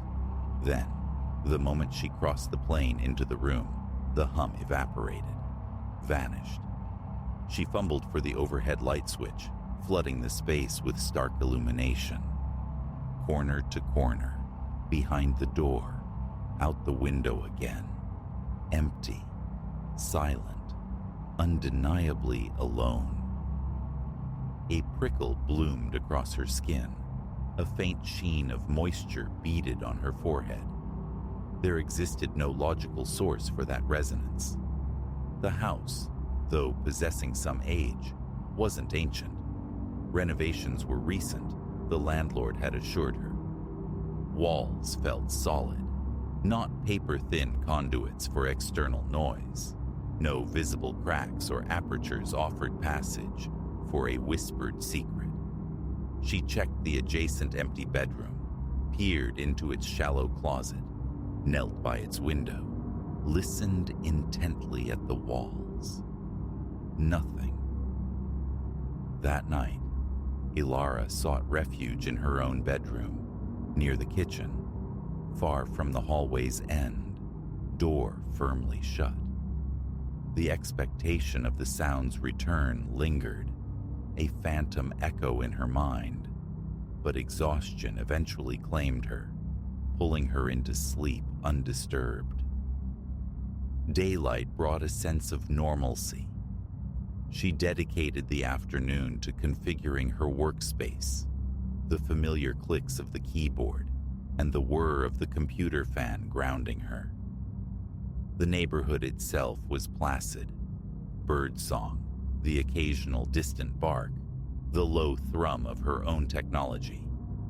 Several times, drawn by a residual curiosity, she ventured into the empty bedroom. It remained stubbornly ordinary. White walls, a window overlooking the front lawn, polished floorboards awaiting rugs.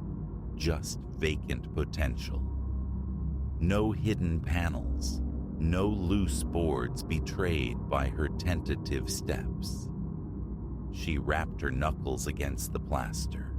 The walls returned a solid, unrevealing thud. Evening descended, and after a solitary dinner, Ilara settled once more in the living room. Purposefully, she left the door to the final bedroom ajar. She sat in the deepening twilight, the television screen dark, listening. An hour crept by before she caught it. The low, steady intonation, unmistakably vocal, yet devoid of language, pulsing softly from the room down the hall. A chill traced its way down her spine. Her heart kicked against her ribs. Slowly, deliberately, she stood. This time she didn't advance directly. She moved with feathery steps, attempting to outwit the silence. Closer, closer.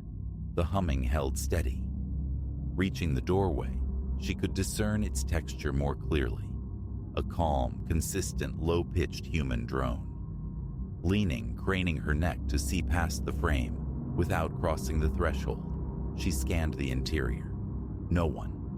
Window shut tight, floor bare. Then she took a single decisive step inside. Instantly, silence slammed down like a lid.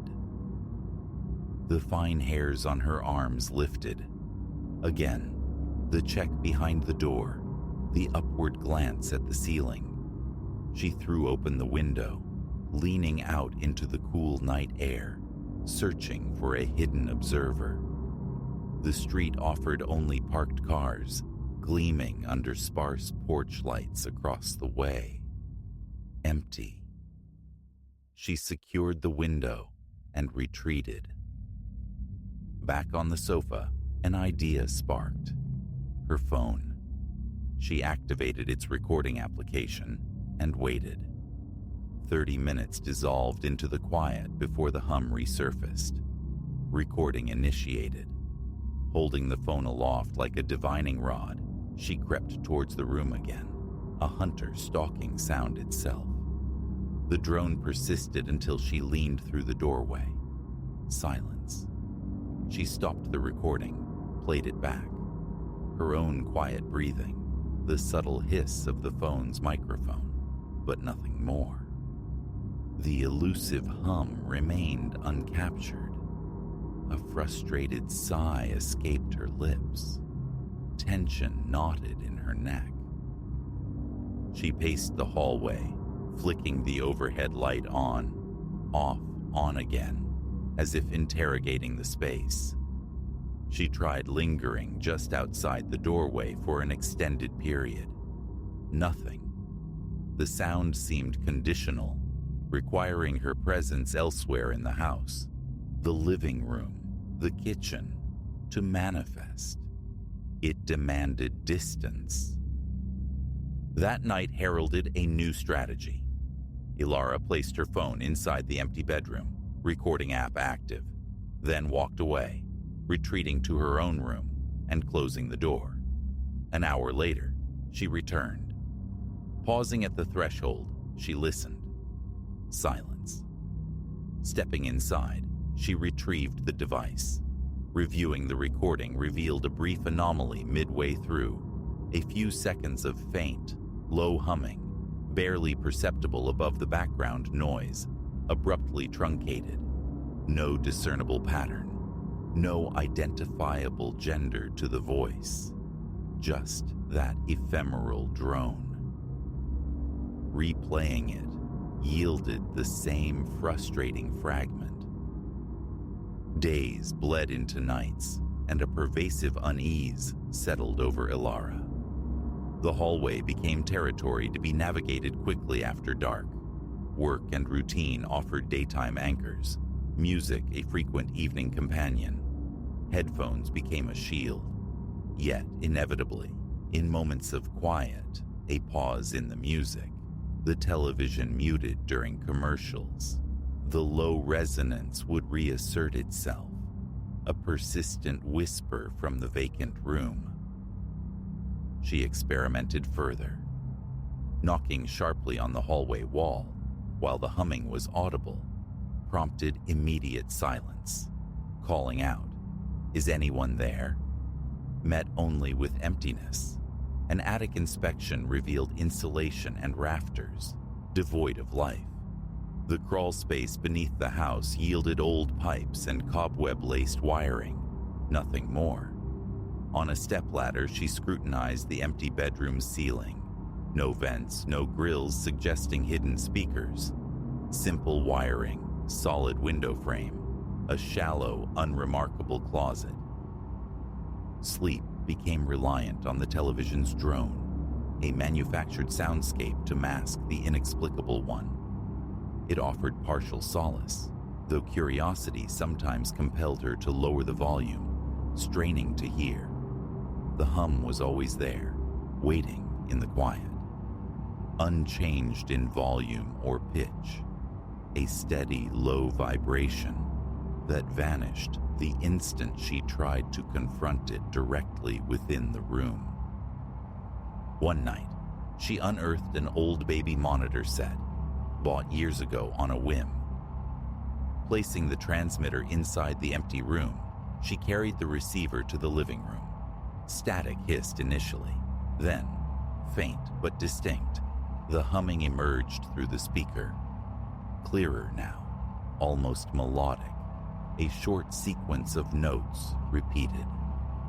Receiver clutched in her hand, she rushed down the hall. The sound cut out through the speaker before she even reached the doorway. The transmitter sat undisturbed on the floor. Anxiety became a constant companion as dusk approached. Her appetite waned. Fatigue clung to her like damp clothes. The thought of calling the landlord surfaced and was dismissed. How to explain a phantom hum that conveniently disappeared upon investigation? He'd think her unstable. Involving friends felt equally fraught, colored by embarrassment and a reluctance to draw others into this unsettling enigma. Driven by a mix of desperation and defiance, she spent one night in the empty bedroom itself, unfurling a sleeping bag on the bare floor. Lights extinguished, she lay in the absolute darkness, listening. The house settled around her. Time stretched. Just as drowsiness began to soften her awareness, she heard it. The hum, but it sounded displaced, distant, as if originating elsewhere now, yet undeniably the same resonance. She sat bolt upright, instant silence, heart hammering, skin slick with cold sweat, the faint scent of wood dust sharp in her nostrils. She waited. The room felt frigid. Hours passed, but the sound did not return as long as she remained within those four walls. The following day left her drained, frustration curdling into anger. She stood in the center of the empty room and spoke aloud, addressing the unseen presence, stating her desire for peace, for an end to the disturbance. Silence was her only reply. The room remained just a room, barren and impassive. 2 weeks into this strange cohabitation, her tolerance frayed thin. Borrowing an antiquated handheld tape recorder from a friend, hoping its analog nature might capture what digital could not, she set it running in the hallway, just outside the bedroom door. Retreating to the living room, she waited in the dim light, television off. The humming began, clearly audible from her seat. She let it establish itself for several minutes, then crept forward, slowly advancing the recorder towards the sound source. Near the threshold, it stopped. The tape, when reviewed, held only a few fleeting, faint seconds of the drone. She tried opening the bedroom window wide and standing out on the lawn late at night, straining to hear. Nothing. She used the baby monitor receiver outside while the window was open. Silence. Only upon returning inside, settling back into the living room's quiet, did the humming recommence. It was intrinsically internal, inextricably tied to that room, yet paradoxically repelled by her direct presence within it. A sense of being trapped settled upon her. Moving again felt insurmountable. The deposits, the utilities, the sheer effort of settling. Nights in the living room became rare. She favored her bedroom, music a constant buffer. Still, the mystery gnawed. One evening, she attempted a different approach, moving stealthily from the kitchen side, crouching low, trying to remain unseen, unheard. The drone continued unabated until the very moment her head edged around the doorframe. Then, the familiar, abrupt quiet. The shock never lessened. Each encounter sent her heart into a frantic rhythm, slicked her palms, shortened her breath. The idea of furnishing the room, claiming it as storage or a guest space, felt repulsive. The thought of arranging furniture, turning her back, while that impossible sound might start and stop, just beyond her perception, induced a visceral unease. Eventually, earplugs became a nightly ritual, a fan whirred constantly in her bedroom, adding another layer to her sonic defenses. Some nights, she achieved a semblance of ignorance. On others, curiosity would win, drawing her out into the hallway. The pattern held, immutable. Hum in absence, silence in proximity.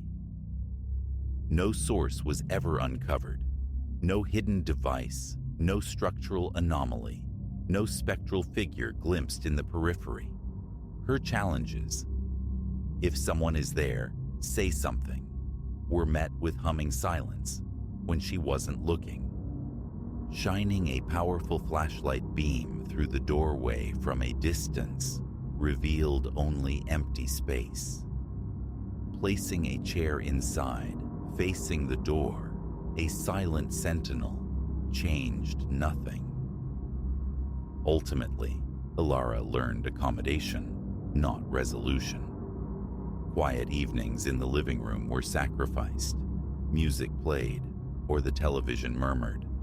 Sometimes, she fled the house entirely after dark, driving aimlessly until the tension eased, returning late to slip directly into her bedroom's relative sanctuary. Mornings always dawned deceptively normal, the empty room reverting to its guise of simple vacancy. 4 white walls, a window, no stains, no lingering scent, no trace of the nightly enigma. To this day, the humming remains unexplained. She never caught it, never cornered the source.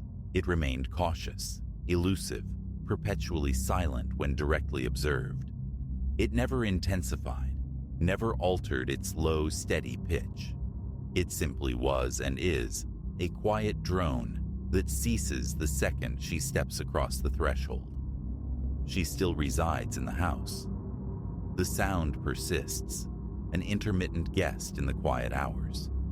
She no longer seeks explanations. She maintains her distance, lives her life around the edges of the mystery. It is all she can do.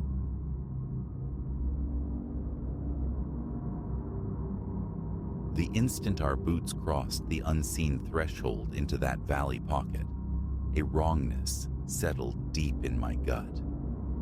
Their smiles stretched like painted canvas, their greetings dripped with an unnatural honey, and as twilight bled purple behind the peaks, the chilling certainty dawned.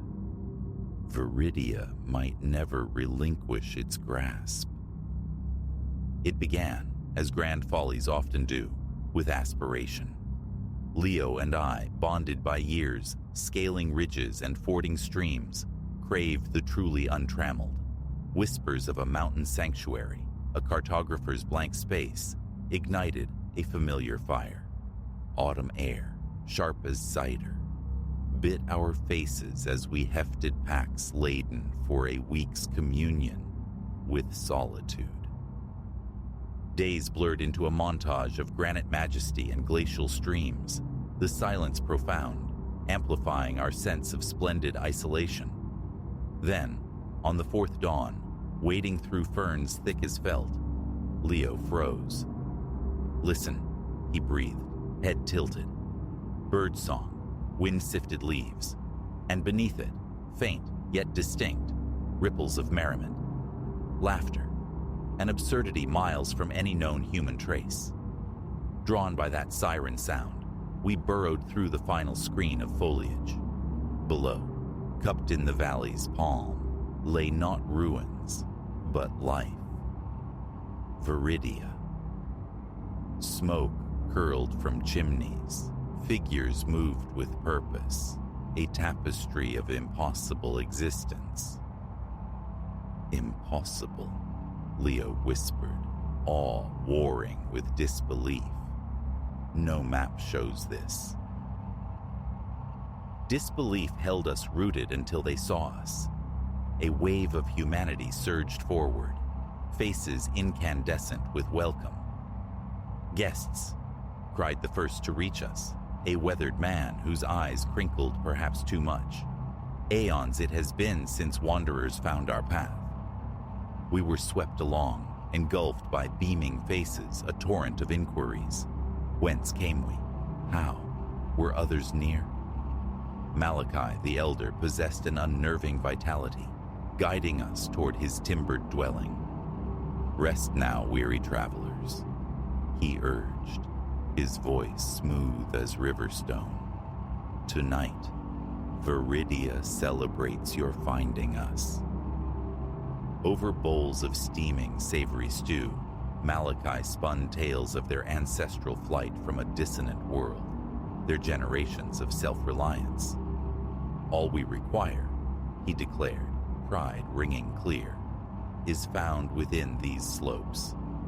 An ethnographer's fever dream, Leo called it, probing Malachi with relentless curiosity. But I tasted ash beneath the stew's richness. The smiles felt like meticulously crafted masks. When dusk summoned the village to feast, the revelry, music, dance, platters groaning under bounty, felt orchestrated, performative. Their eyes, even in merriment, seemed to measure us. Later, cocooned in the cloying quiet of our loned room, urgency tightened my throat. Leo, we leave at sunrise, I hissed. He regarded me as if I'd spoken heresy. Leave? Are you serious? This is monumental. We have to understand this place. My fragmented unease, the feeling of being specimens under glass, he waved away as trail fatigue. Paranoia, he scoffed. They've offered nothing but sanctuary. Sleep offered no refuge, only phantoms with rictus grins. Morning brought breakfast and my tentative mention of departure. Malachi's smile flickered, a crack in the porcelain. So soon, he countered smoothly. But Viridia has barely unveiled its heart to you. Stay a few days more. Before I could press, Leo interjected, bright and eager. We'd be honored. His glance deflected my furious glare. Days bled into a week, then stretched towards 2. Each suggestion of leaving met gentle, unyielding deflection. Paths required guidance. Guides were occupied. The valley held more wonders, yet unseen. Our packs vanished, safely stored, we were assured. Leo, meanwhile, drifted further, captivated, absorbing their rhythms, their lore. I saw less of the friend I knew, more of a placid acolyte. And the discrepancies mounted. The absence of anyone between childhood and advanced age, explained away by cryptic rites of passage. The nocturnal murmurs from the woods. Chanting, was it? Or stifled cries? Dismissed as wind song, animal calls. One moonless night, tormented by wakefulness, I slipped from Malachi's house, needing air, needing escape. Drawn towards the forest's edge by a low hum, I crept through shadow. What I witnessed in the clearing froze the marrow in my bones. Villagers, Malachi presiding, encircled a crude stone altar. Upon it lay a shape, still, human. Malachi's voice, resonant, chilling. The ancient earth thirsts, sacrifice sustains us. Our guests, his gaze seemed to pierce the darkness towards me, shall soon provide. Their lifeblood ensures Viridia's bloom, another cycle. Nausea choked me. I stumbled back, the world tilting. Not guests, offerings. I fled, desperate, heart hammering against my ribs, needing Leo, needing to shatter his illusion. Our room gaped empty. His cot lay undisturbed. Panic, cold and absolute, seized me. Had they taken him already? Was I too late? I plunged into the village maze, a frantic search. Rounding a corner, I collided with Malachi. "My dear boy," he crooned, the smile immutable, terrifying. "Exploring so late?" "Leo," I gasped, voice ragged. "Where is he? What have you done?" His smile stretched, revealing an unsettling expanse of teeth.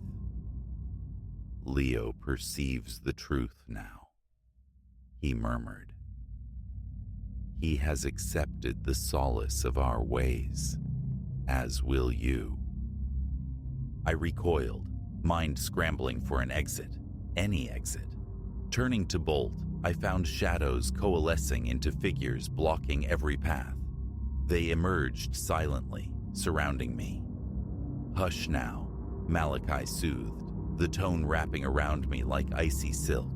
"No need for distress. You belong to the family now, eternally." And then I saw him, Leo, among them. His eyes held a terrifying vacancy, his smile a hollow echo of the villagers. Whatever ritual had claimed him, my friend was extinguished. I fought, a desperate thrashing against the inevitable tide, but their hands were legion. As they dragged me towards the whispering woods, towards the altar's waiting stone, the devastating truth crashed down. We had walked into their web, lured by discovery's song, blinded by counterfeit welcome. The chanting swelled, engulfing me as the clearing loomed. The ancient earth might hunger, but it was Viridia's smiling children who would drink deep tonight. How these words reach parchment, or how much time has spun away, remains shrouded. Memory fragments, ritualistic haze, a cloying sweetness on the tongue, metallic and wrong. Am I still within Viridia's embrace, ensnared in some liminal existence? Or is this the final flicker, a mind unraveling at death's door?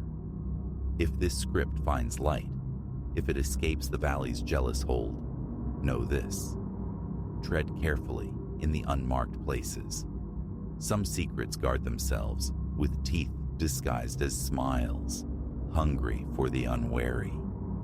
Should you ever find a haven too serene, a welcome too effusive, turn, flee, do not look back. For once Viridia claims you, release is not among its customs.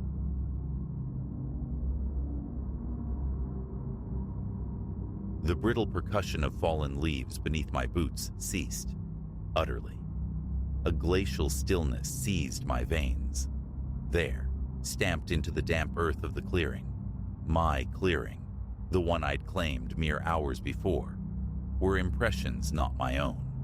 Fresh. Someone, something, had trespassed in my brief absence. And the sudden, profound hush of the surrounding woods whispered a chilling certainty. The watcher might linger still. Solitude had always been my drug, the wilderness my sanctuary. I, Elias, master of map and compass, reveled in the stark independence of the lone trekker. The whisper of wind through pines, the exertion, the quiet dialogue with the wild. It was a potent elixir. A week's reprieve from the mundane had beckoned, and the ancient spine of the Appalachians had called. Sections I'd known before, yes, but this venture was bolder, plunging into the deep, untrammeled heart of the backcountry. 2 days unfurled like a dream of russet and gold, perfect autumnal clarity, the air sharp with the tang of evergreen and the sweet decay of the forest floor. My pace was strong, ambition outpacing schedule. By the third dawn, the worn path was a memory. I moved through terrain so remote, the last human face was a fading image from the previous morning. Sundown painted the sky as I found it, a perfect dell beside a chuckling stream, walled by sentinel pines.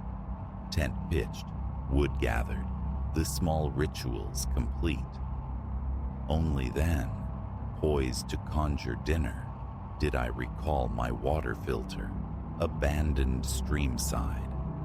A minor inconvenience, I'd thought, a 5-minute errand. Returning, cresting the small rise overlooking my haven, that sense of peaceful isolation shattered like dropped glass. A wrongness prickled the air. Before conscious thought could form, the hairs on my nape stiffened. Footprints, stark against the loam near my tent, large, far exceeding my own boot size. They hadn't been there. I stood rooted at the clearing's edge, gaze flicking between the alien marks and the dense woods beyond.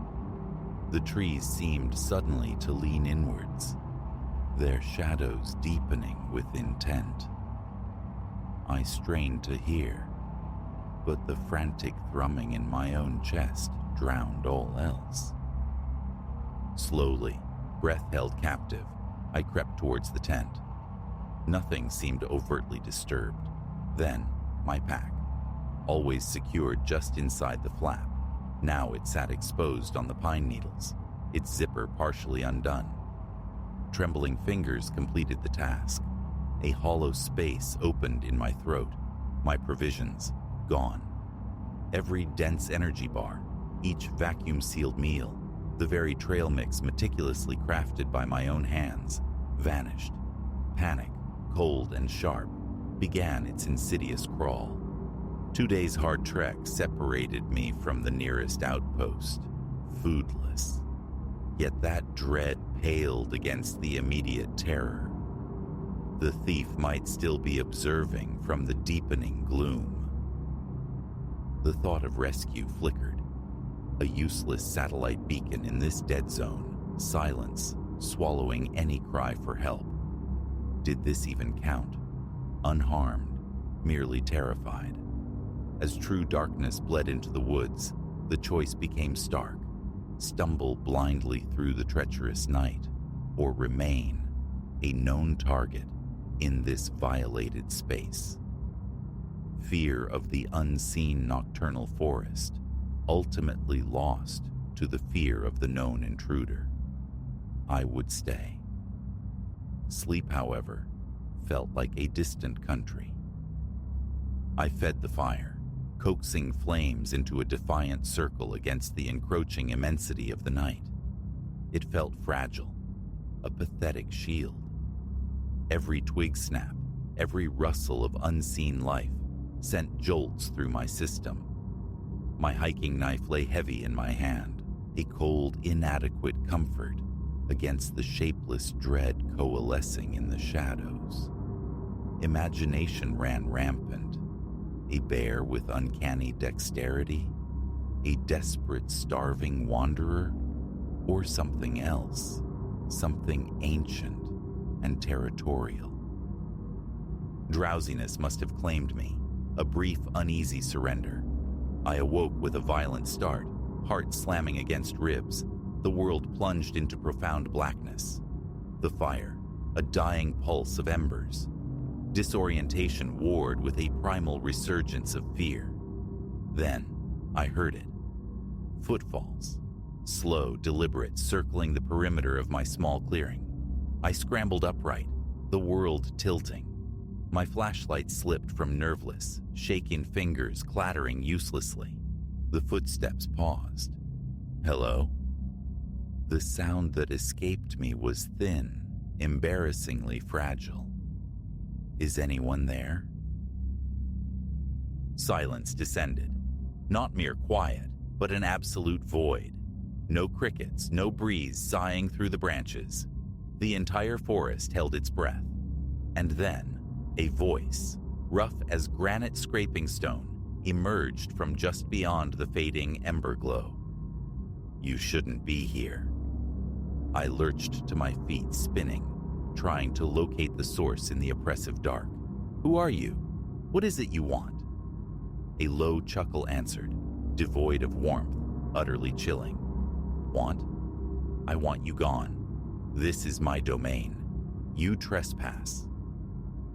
"I'm sorry," I managed, hating the tremor that betrayed me. "I didn't realize. I'll leave. First light, I promise." Another grating chuckle. Closer now. "Morning?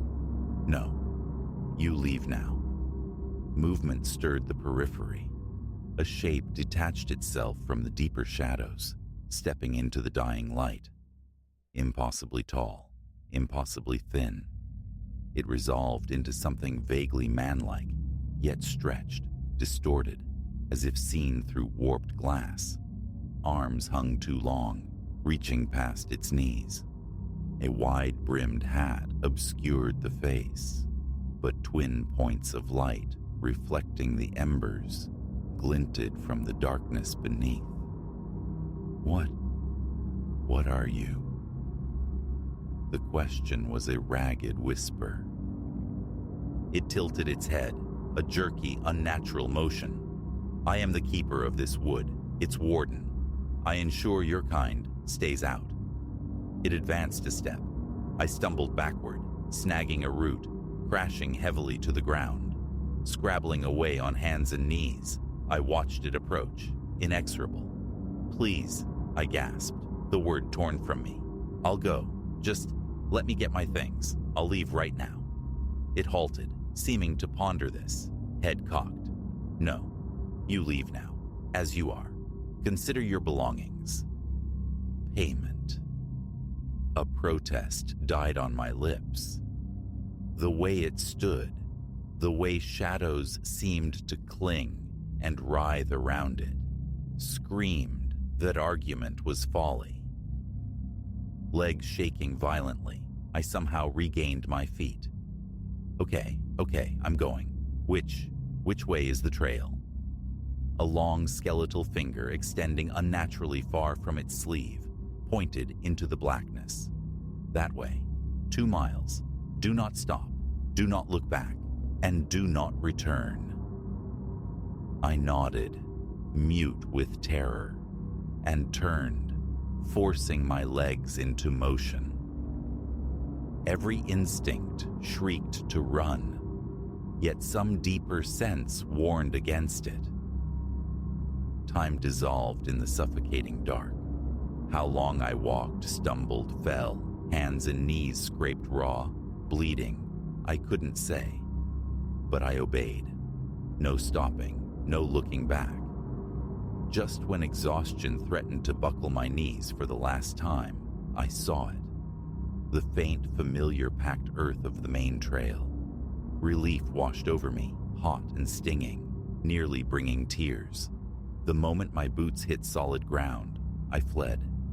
Ran until my lungs burned like acid, until black spots swam before my eyes. Ran until the first blessed sign of the human world appeared. A weathered trail marker, then the gravel expanse of a parking lot. A single vehicle rested there, an old pickup. An elderly man, Silas, was just climbing out, thermos in hand, likely anticipating the dawn chorus. He saw me, wild-eyed, smeared with dirt and blood, clad only in thin layers against the pre-dawn chill, and his weathered face registered shock. "Good Lord, son, what in heaven's name happened?" My mouth opened, but coherence failed me. How could I frame the night's horror? What words could contain the impossible? Finally, I croaked, "Got lost, walking all night." He nodded, a measure of sympathy in his gaze, though doubt lingered behind it. "Right then. Come on. Let's get you somewhere warm." As the truck rumbled away, I risked a glance back towards the forest's edge. For a fleeting, heart-stopping instant, I thought I saw it. A tall, slender silhouette standing just within the tree line, watching us depart. I never returned to those woods. Solo hiking became a ghost of a former passion. Some nights, sleep still offers no refuge, jolting me awake with the echo of that gravelly voice. "This is my domain. You trespass." What stalked me that night remains an enigma. Folklore sprung to life, a figment born of fear and isolation, or something else, something ancient and fundamentally unknowable. All I carry now is the certainty that some corners of the world remain fiercely guarded, that the wilderness possesses teeth, sharp and unforgiving. Sometimes, gazing at the woods bordering my own home, a flicker of movement, tall and thin among the trees, catches my eye, and I remember. I lock my doors, draw the curtains, and try to forget the night I learned that some forests demand to be left utterly alone